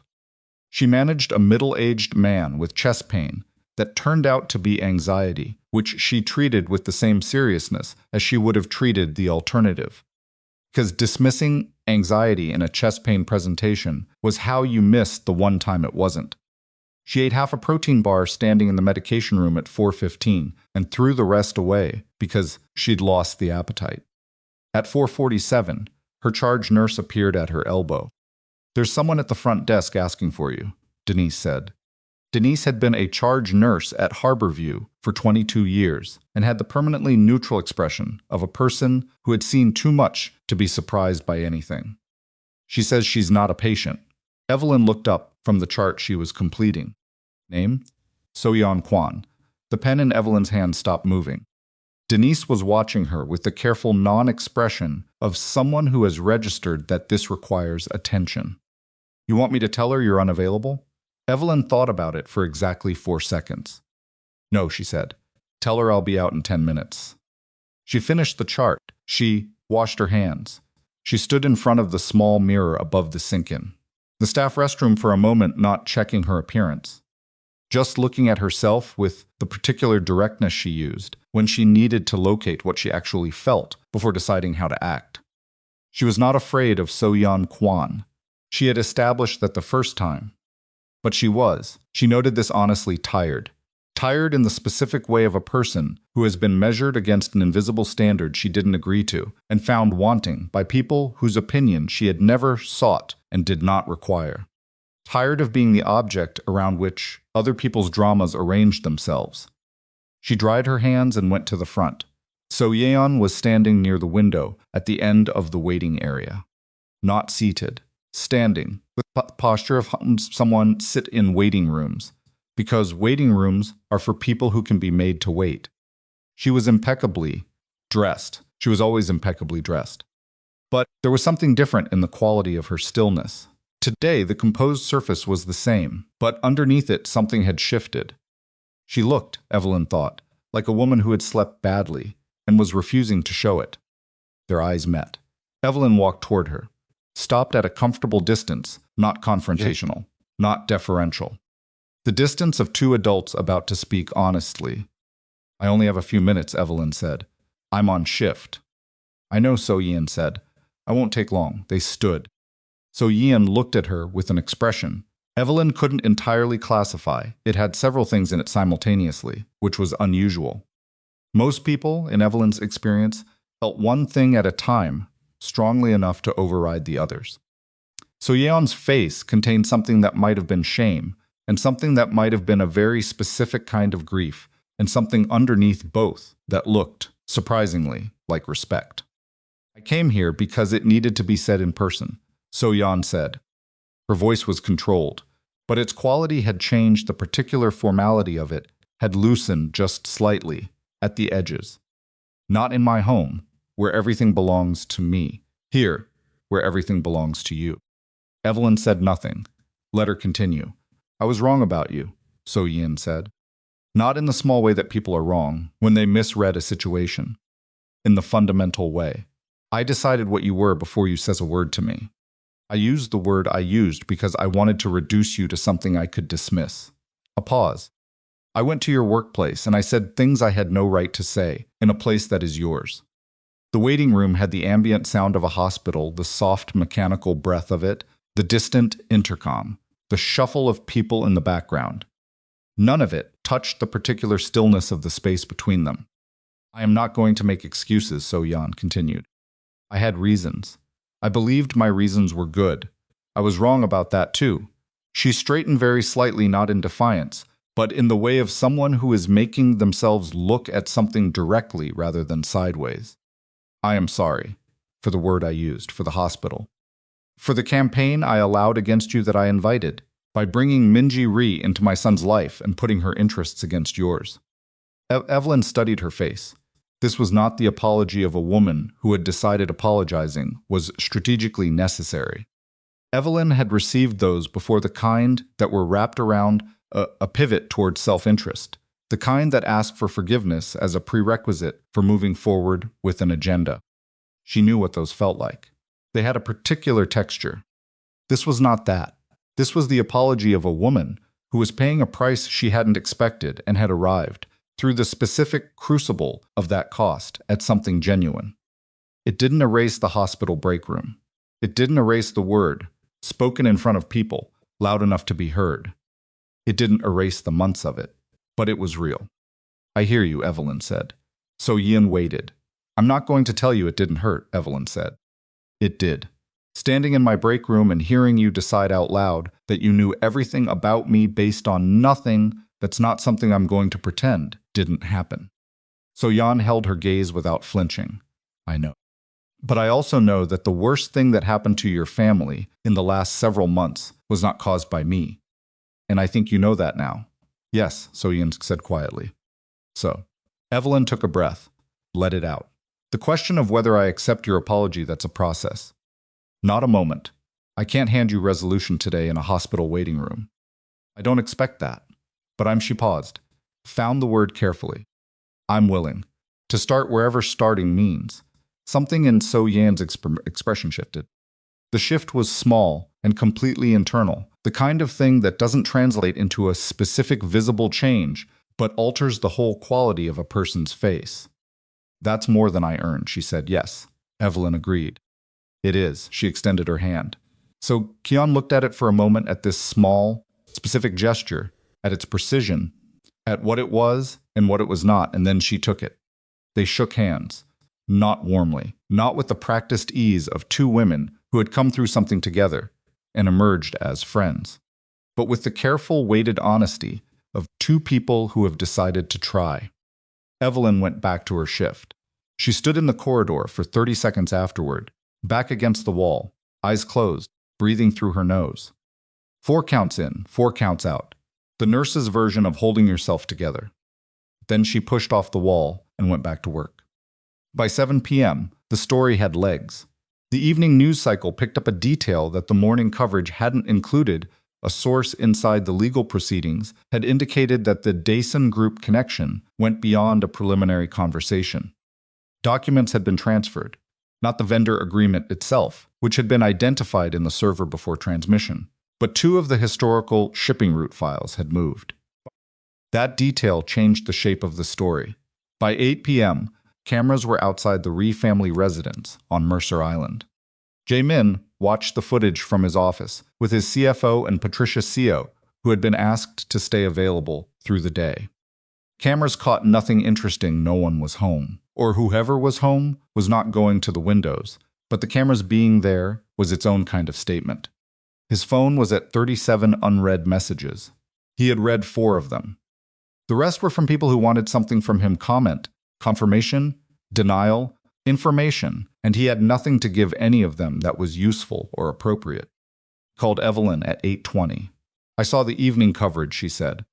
The Daesun documents. Yes, we knew this was coming. The files that moved, they're old enough that the damage is... Jae-min. Her voice was quiet. Are you okay? He was standing at the window of his office. The city below was doing what it did at 8 p.m. in late spring, lit up in the specific way of a place that doesn't fully get dark. Sky holding onto a strip of faint gray blue at the horizon, long past the point when it should have given in to night. I will be, he said, which was the most honest version of the answer. Your mom came to the hospital. Silence. She came to see me, Evelyn said. This afternoon. She didn't. He stopped. She didn't tell me she was going to do that. I know. I think she needed it to be her decision. He was quiet for a long moment. What happened, he said. Evelyn told him, without editorializing. Just what was said and how, and the handshake at the end. He listened. When she finished, the silence lasted long enough that she checked the call to make sure it was still connected. Your hand, he said finally. Yes. Another silence. Shorter this time. Thank you, he said, for not making her smaller than the moment. You could have, I know. But you didn't. It wasn't for her, Evelyn said. It was because I'm not interested in winning that way. Making someone smaller doesn't build anything worth having. He exhaled. Come over tonight. Don't go home first. Just come. I'm off at 11. I'll be awake. Jae-min. Evelyn, I need you to be physically in the space as me tonight. That's all. I just need that. She was quiet for a moment. Okay, she said. I'll come. She got to his apartment at 11:20. He opened the door before she knocked, which meant he'd been close to it. He looked at her once, in the way he sometimes did the full, unguarded look that he rationed carefully in public and spent freely only in private, and she stepped inside, and he closed the door, and they stood in his entry for a moment, without moving toward anything. Hi, she said.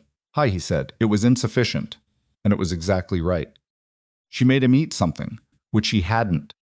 She found leftover rice in his refrigerator and heated it without asking and put it in front of him at the kitchen island, and he ate it while she stood across from him and talked about nothing important in her shift. A patient who had tried to argue he didn't need stitches while actively bleeding, the particular absurdity of that, and the conversation did what it was designed to do, which was hold them both in the present instead of the next 24 hours.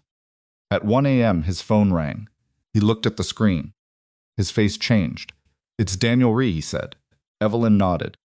Stepped back, giving him the room, he answered. He did not put it on speaker. He listened for about 40 seconds, his back partly toward her, his free hand resting flat on the counter. "I understand," he said. "Tomorrow morning." A pause. "Tell your family I have no interest in extending this further than the law requires." Another pause? Longer. "Yes. Thank you for calling." He hung up. He stood for a moment without turning around. "Minji has agreed to full cooperation," he said. "Her attorney worked through the night. She's giving them everything, the access logs from her end, the communications with Daesan, everything." He turned. "In exchange for the cooperation, the DA's office will." "I don't need to know the legal details," Evelyn said. He looked at her. I don't need them right now." At 1 a.m., she held his gaze. "Is it over?" "The worst of it," he said. "Yes." She exhaled. The particular exhale of someone releasing something they've been holding for a long time without fully knowing they were holding it. "Okay," she said. "The company takes some time to recover. The vendor relationship needs rebuilding. There's going to be a period of—" "Jae-min," he stopped. "Is it over for us?" she said. He looked at her, as if the question had briefly confused him. Then the confusion resolved into something simpler and warmer. "No," he said. "Not even close," she nodded. "Then the rest is manageable." But the rest, it turned out, had one more door to open before the night was finished. At 1:47 a.m., Jae-min's phone rang again. He was on the couch. Evelyn was beside him, her feet tucked under her, her eyes heavy with the particular drowsiness of a person who has run on adrenaline for 16 hours and is finally coming down. He looked at the screen. Every visible muscle in his face shifted. "His mother," he answered. So-yeon's voice on the other end of the line was different from any voice Evelyn had heard her use. Not the polished, controlled register of the woman who had stood in this same city and called her a gold digger. Not the quiet formality of the hospital waiting room. Different from both. She could hear it, even from across the cushion, the way a voice sounds when it has been stripped of its customary architecture. "The Daesan documents," So-yeon said. "The evening coverage. Mom, there are things I should have told you.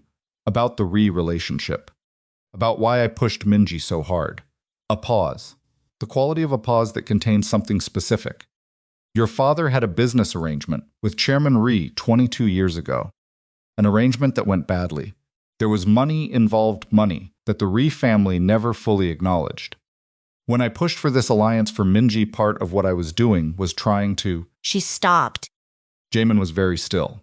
"I was trying to correct something that happened before you were old enough to know about it," she said. "Not just for the family's sake, for your father's.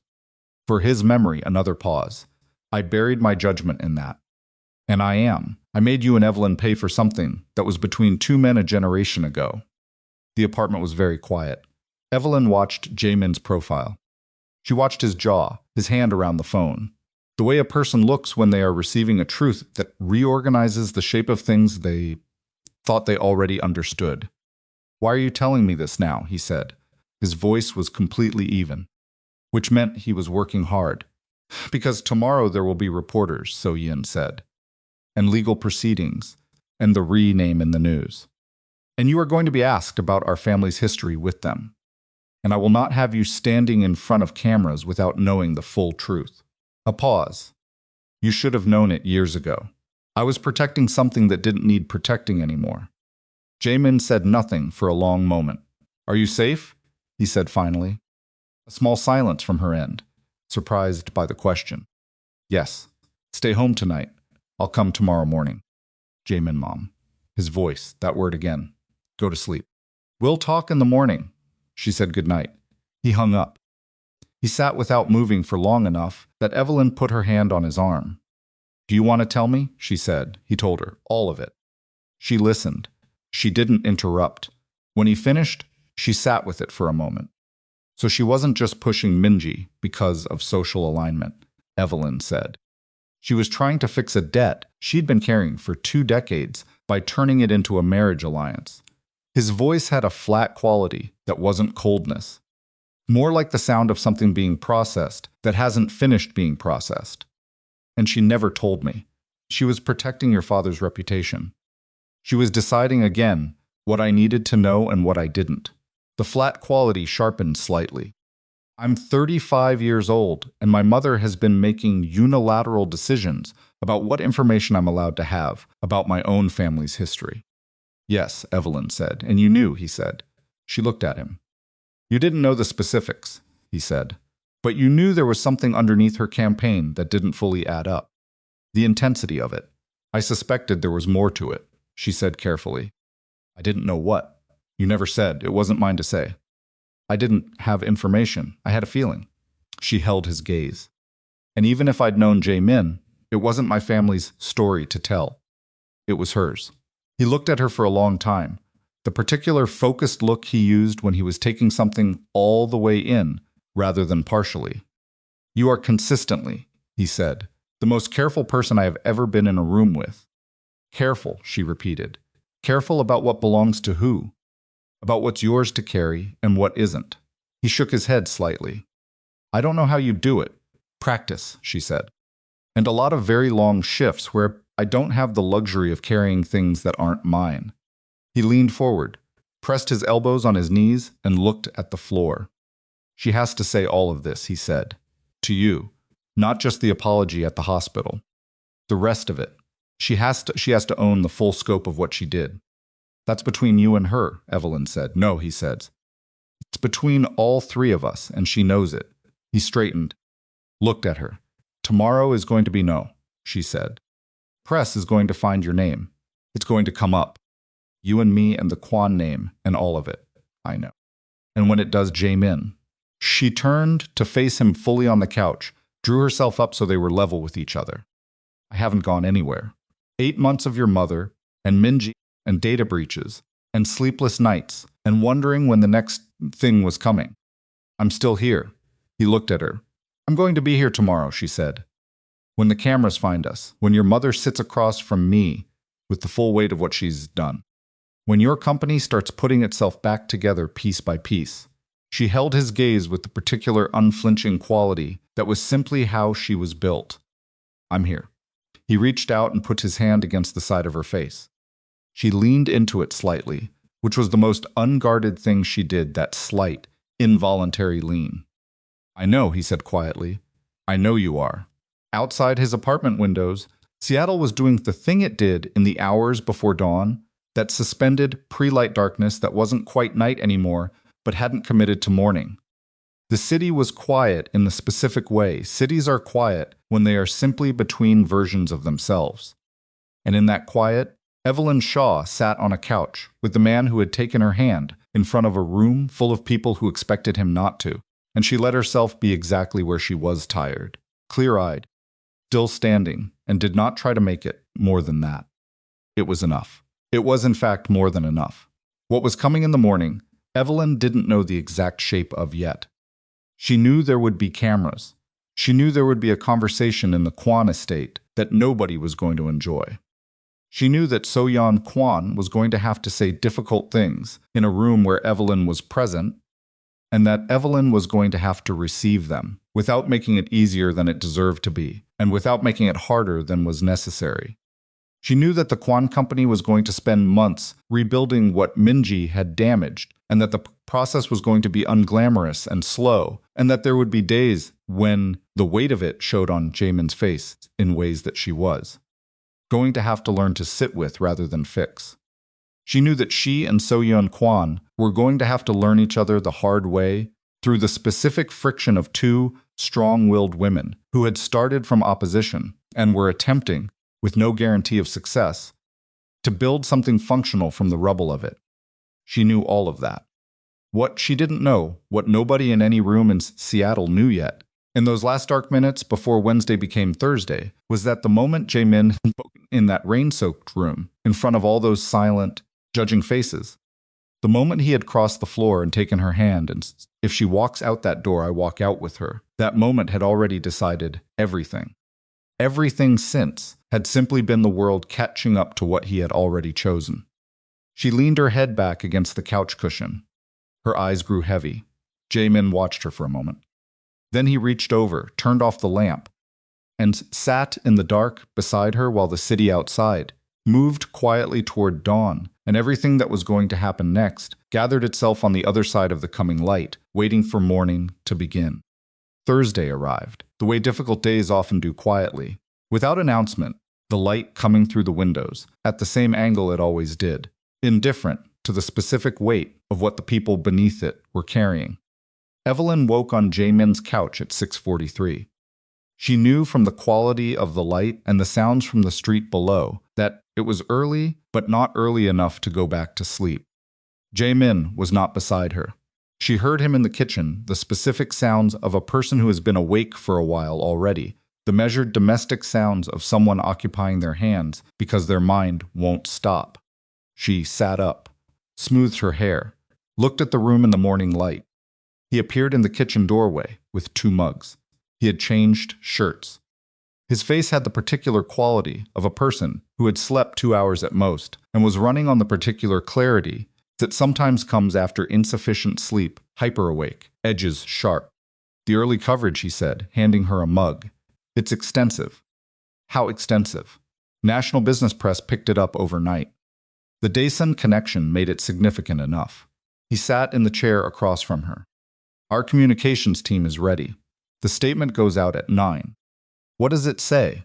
That we're cooperating fully with the investigation, that the integrity of our operations and our vendor relationships remains our priority, and that we have no further comment pending legal proceedings.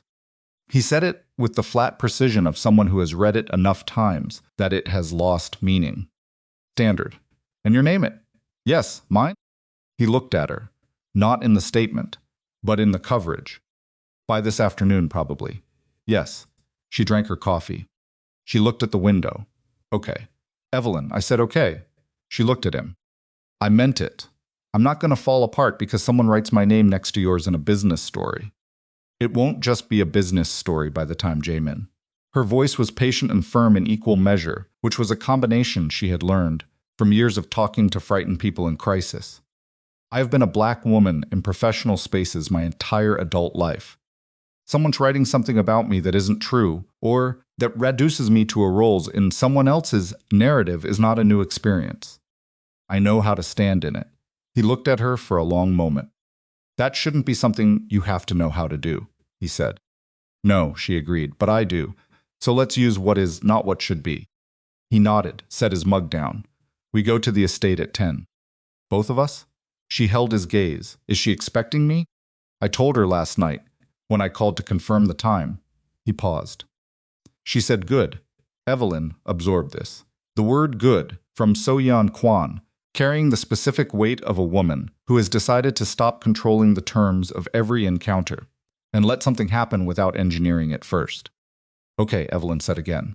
Let me go home and change. The drive to the estate took 40 minutes in the light Thursday morning traffic. Evelyn spent most of it looking out the passenger window at the city, moving past the neighborhood she knew, the streets she had driven and walked over 8 years of building a life here that was entirely her own, piece by piece, on her own terms. She thought about the first Thursday she had walked into that Korean-American restaurant 3 blocks from the hospital. She thought about the man 2 seats away, who had a careful way of listening and a laugh he didn't give out freely. She thought about how little she had understood in that moment, about the specific shape of what she was stepping toward. She did not think she would have done anything differently. That surprised her slightly, given everything. But no, she wouldn't have. Jae-min glanced at her at a red light. You're quiet. I'm thinking about how strange it is that I don't regret any of it. She turned to look at him. Even the hard parts. I don't regret a single Thursday. Something moved across his face. Something moved across his face, the kind of thing that only moved across to face when they weren't expecting to be hit by something and were hit by it anyway. He reached over and put his hand over hers on the center console. Neither of them said anything else until they reached the estate. Hana opened the front door before they got to it. She had clearly also slept badly. Her eyes had the slightly swollen quality of someone who had cried at some point in the night and was not going to acknowledge it. But she had gotten dressed with the determined energy of a person who had decided that the day was happening regardless of how she felt about it. She hugged Evelyn first. which was not what Evelyn was expecting. It was a real hug, the kind that has weight in it. "I'm sorry," Hannah said into her shoulder. "For all of it. For what this family put you through." Evelyn held her for a moment. "You never put me through anything. I could have done more early on. I knew what my mother was doing, and Hannah." Evelyn stepped back and looked at her directly. "You called me to check in. You told me to call you if anything felt wrong. You were a fair witness to the whole thing when it would have been easier not to be." She shook her head slightly. "You don't owe me an apology." Hannah pressed her lips together, nodded, moved aside to let them in. So-yeon was in the formal sitting room. Not the east-facing one with the garden view, the front one, the room where the first confrontation had happened. The room where she had said the word loud enough for everyone to hear. Evelyn thought that was deliberate, returning to the scene not to reenact it, but to finish it. So-yeon stood when they entered. She looked at Jae-min first, the reflexive maternal check, the one that says at him before she could stop it, and then she looked at Evelyn. She looked older than she had at the hospital the day before. Not in a physical way, exactly. More in the way that a night of reckoning with something leaves its residue on a person's face. The architecture was still there, the careful composure, the precise posture, but the effort behind it was visible, in a way it usually wasn't. "Thank you for coming," So-yeon said, to Evelyn specifically. "You asked," Evelyn said. "Simple." Zayon nodded. She gestured toward the chairs. They all sat, So-yeon on one side, Jae-min beside Evelyn on the other, Hannah in the chair closest to the door, which was where Hannah always put herself when she needed to be present without being in the direct line of fire. There was tea on the table. So-yeon had made it herself, which Evelyn understood from Hannah's almost imperceptible reaction. A small widening of the eyes, quickly controlled, was not a thing that usually happened. Nobody touched it yet. "I told Jae-min last night," So-yeon said, "about his father's arrangement with Chairman Ri." "He told me," Evelyn said. "Then you understand the full picture of what I was attempting when I pushed for Minji." "I understand what you were attempting," Evelyn said. "I don't agree that it justified your methods." "No," So-yeon said. "It didn't." The room was quiet. "I want to tell you something," So-yeon said. She was looking at Evelyn with the direct, effortful attention of a woman who has decided to do something difficult and is not going to look away from it. "I did not dislike you because of anything you did. I disliked you because of what you represented to me, something outside my control, entering my son's life without my preparation for it." She paused. "And because I had spent years assuming that the woman Jae-min ultimately chose would be someone I had in some way curated, proved, placed." Evelyn said nothing, letting her finish. "I understood love as something that should also be strategic." So-yeon continued. "Because, in my experience, it had been. My marriage was arranged formally by families who saw mutual benefit. My husband and I built genuine love from that arrangement over years. It was real, it was deep. But it began as selection. Careful selection." She pressed her hands together in her lap. "So when Jae-min came home changed, and I found out why, the first thing I felt was not concern for him. It was the loss of control over something I had decided was mine to control." She stopped. The room waited.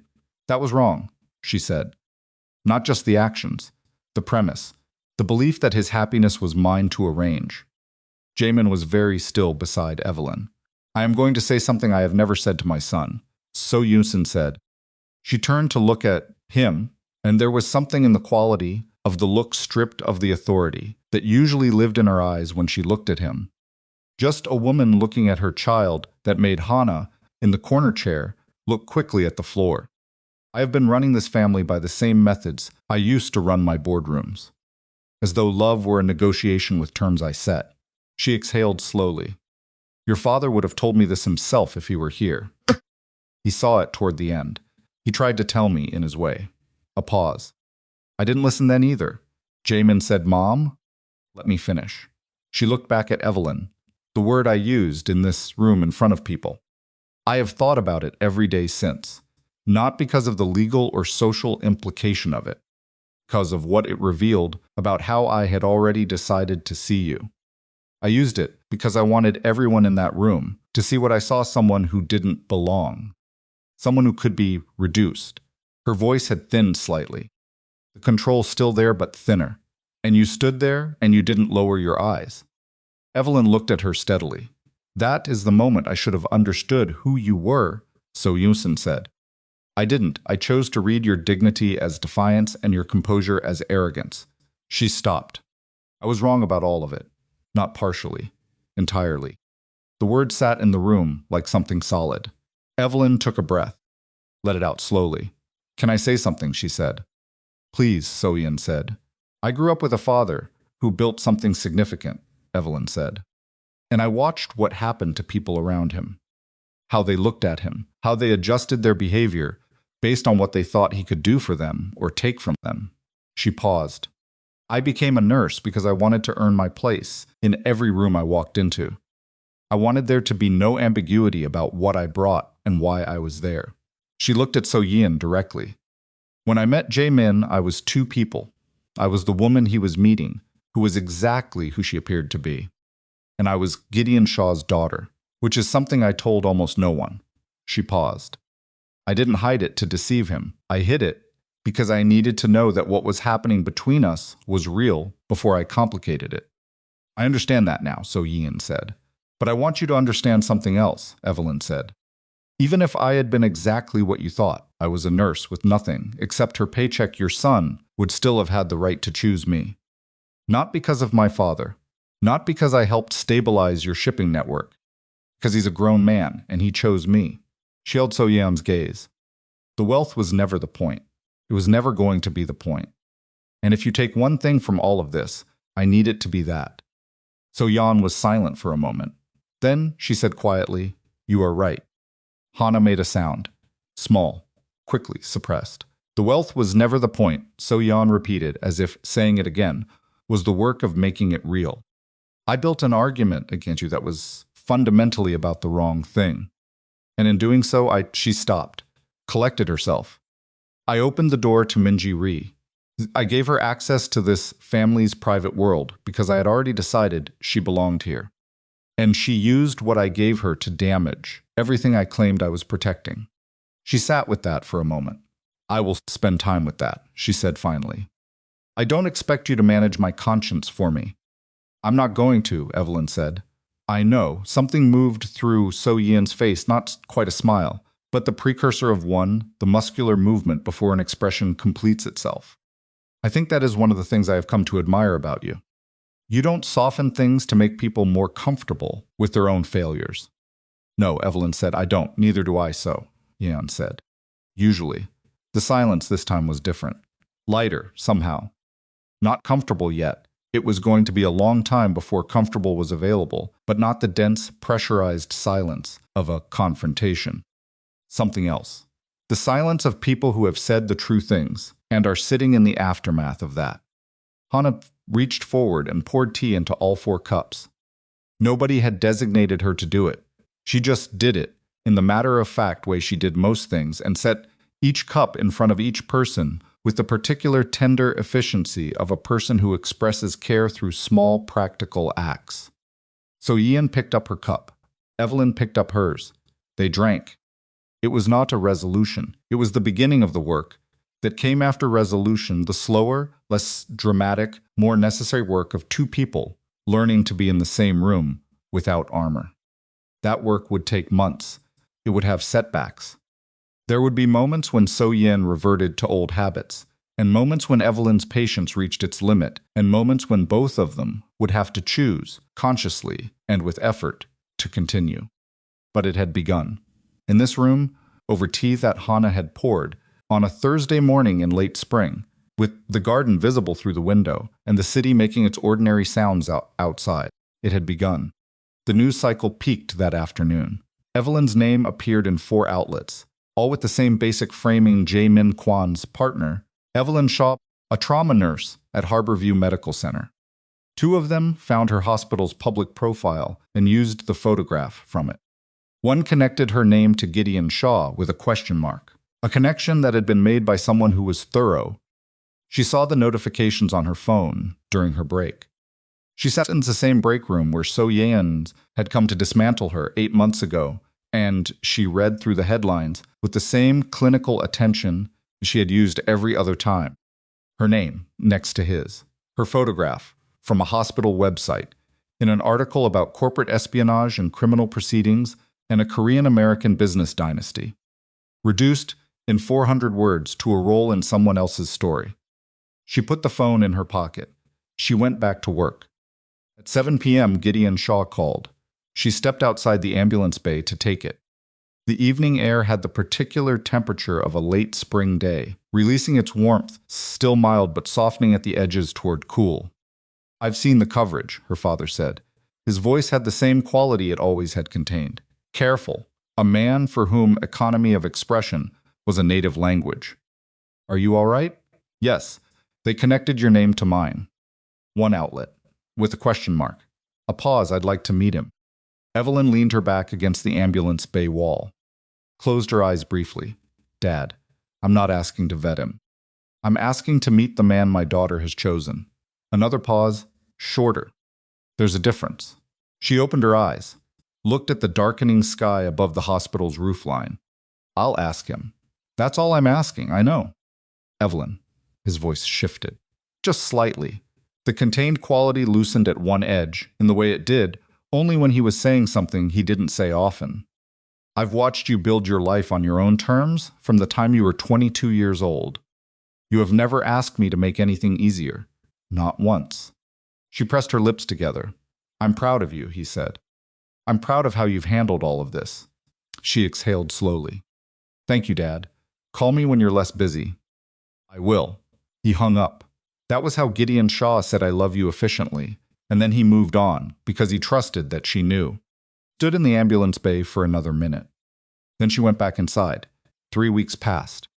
The investigation moved through its stages, with the particular unglamorous patience of legal processes, which are nothing like the sharp, sudden resolution of television dramas, and everything like the slow, grinding machinery of institutions doing what they are designed to do. Minji's cooperation resulted in a detailed evidentiary record. The Daesun Group's legal team issued a statement. The DA's office moved carefully. The Kwon Company's communications team managed the narrative with the steady, undramatic competence of people who had been hired specifically for moments like this. Jae-min did one interview, controlled, brief, focused on the company's operational stability and vendor relationships. He said nothing about Minji beyond noting that the matter was in the hands of the relevant authorities. He said nothing about Evelyn at all, which was exactly what she had asked of him, because her life did not belong to his company's media strategy. The vendor relationship was rebuilt more quickly than expected, because the vendor's legal team had documented their interaction with the Daesun contact precisely, and had never actually moved toward breaking the existing agreement. The trust, once the full picture was understood, held. Hannah described the recovery to Evelyn over lunch, 3 weeks after the Thursday morning meeting, as like putting a dislocated shoulder back in place. It goes back. It has to go back, but there's a period of soreness you just have to work through.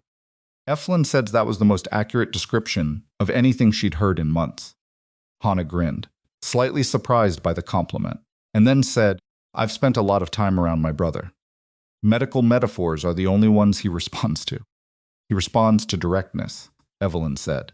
"Same thing," Hannah said, and stole a piece of Evelyn's sandwich without asking, which was how Evelyn understood that they had crossed some invisible threshold into something that felt like friendship. So-yeon called Evelyn directly for the first time, on a Tuesday evening in the 4th week. Evelyn was at home. She saw the name on her screen and sat very still for a moment before answering. "I have a question," So-yeon said. "No preamble, and I want you to answer it honestly." "Okay," Evelyn said. "Is there anything I can do specifically? Actually do? Not say that would help repair what I damaged with you?" Evelyn thought about it. Genuinely thought, which So-yeon seemed to understand required a moment, because she waited without prompting. "Stop deciding what's good for your son," Evelyn said finally. "When he tells you what he needs, believe him." A pause on So-yeon's end. "That's it," she said. "That's the thing that started all of this," Evelyn said. "Everything else came from that silence." Then, quietly, "I know." "Then that's it," Evelyn said. Another pause. "He's happy," So-yeon said. The way she said it careful, half surprised, as if she was identifying something she had been observing from a distance and had finally named accurately, was different from any tone Evelyn had heard from her before. I can see it. It's not the happiness of someone who has gotten what they wanted. It's the happiness of someone who has been seen. Evelyn said nothing. I didn't know he needed that, So-yeon said. I thought I knew everything he needed. Most parents do, Evelyn said quietly. Is that supposed to make me feel better? No, Evelyn said. It's supposed to make you feel less alone in it. A long pause. You are not what I expected, So said. I know, Evelyn said. You told me as much, I mean now. Her voice was different now. Something in it that Evelyn hadn't heard before. Not warmth exactly, but the precursor to warmth. The temperature just before. I mean that you are not what I expected, a person who had every reason to be angry at me to be. Evelyn thought about that for a moment. I'm angry at what happened, she said. I'm not particularly angry at you. There's a difference. There is, So-yeon agreed. You made decisions from the information you had and the values you were working from, Evelyn said. Though views were wrong, and the decisions caused damage. But you weren't cruel for cruelty's sake. You were certain for certainty's sake. Which is, it's a different kind of mistake. Harder to see when you're in it. A long silence. I'm going to think about that, So-yeon said. Good, Evelyn said. They hung up. Evelyn sat in her apartment for a few minutes after, in the quiet of her own space, and thought about the strange geometry of how things worked. How the woman who had stood over her in a break room and tried to reduce her to a word had called her on a Tuesday evening and asked what she could actually do, as if she were willing to hear the answer and work from it. How that was not redemption, not yet, and maybe not ever fully, but it was something. It was the effort, visible and uncomfortable, of a person trying to become less certain and more curious. It was enough to work with. Gideon Shaw came to Seattle on the first Saturday in June.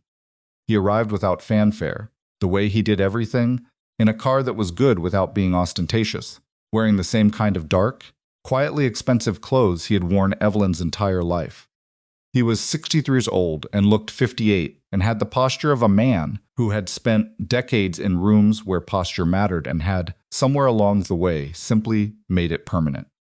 Jae-min met him for the first time in the lobby of a restaurant that Evelyn had chosen specifically because it was neutral ground, not a Kwon family establishment, not anywhere with history, just a good restaurant in the kind of neighborhood where people could eat and talk without the weight of significance. She watched them shake hands. It was instructive. The handshake of two men taking a measure the brief, specific additional second of pressure that both of them added without appearing to. Quality of eye contact that said, I am paying attention to exactly who you are and where you stand. Then they sat down. Evelyn sat between them. She had positioned herself there deliberately, and both of them seemed to understand this without being told, because neither of them moved to rearrange the seating. The first 30 minutes were careful. The conversation moved through the neutral territories, the city, the restaurant, an article that had appeared in an industry publication that both of them had read, and the particular moment when Gideon mentioned a logistic infrastructure project he was aware of in Southeast Asia, and Jae-min said something precise and knowledgeable in response. And Evelyn watched her father's expression shift slightly. But she knew his face better than anyone into the specific attentiveness of a man who has found something worth paying attention to. After the food arrived, Gideon looked at Jae-min directly. Tell me what you know about my daughter, he said. Jae-min did not flinch. He set down his fork.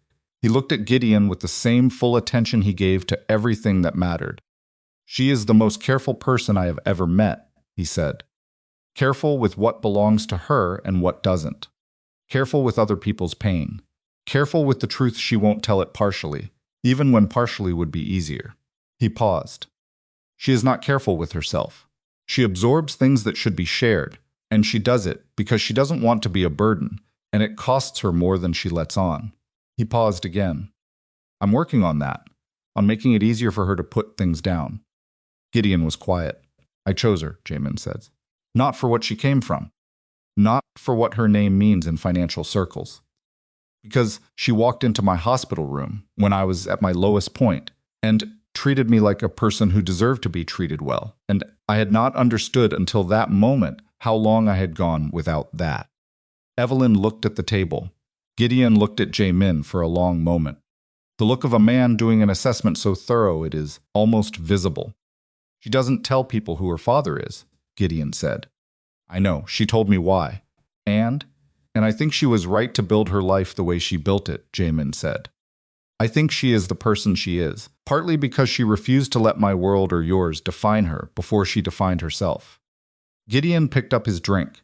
He looked at his daughter, who was looking at her plate with the expression of someone trying very hard not to have visible feelings in a restaurant.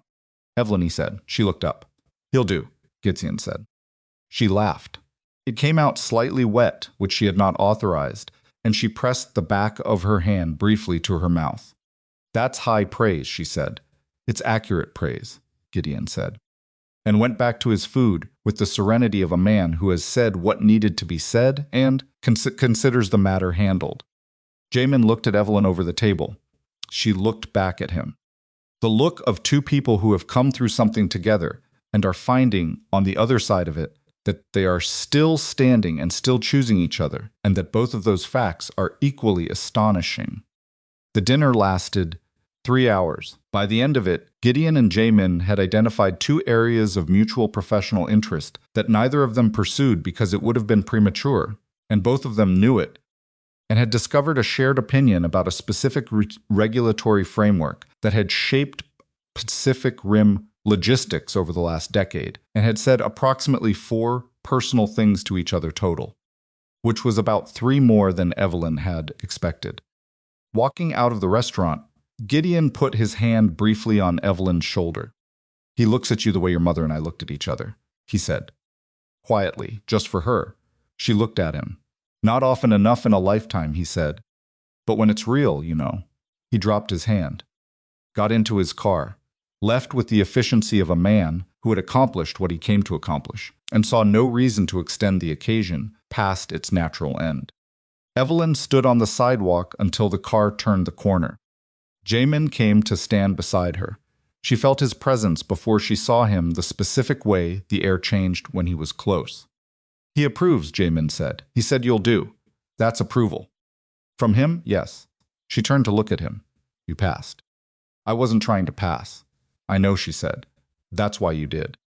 They were married on the last Saturday of September, in the particular golden light that Seattle produces in its best September mornings, the light that comes through the marine layer for a few hours before the clouds disassemble, the light that makes the water look like it's been cut from something else entirely.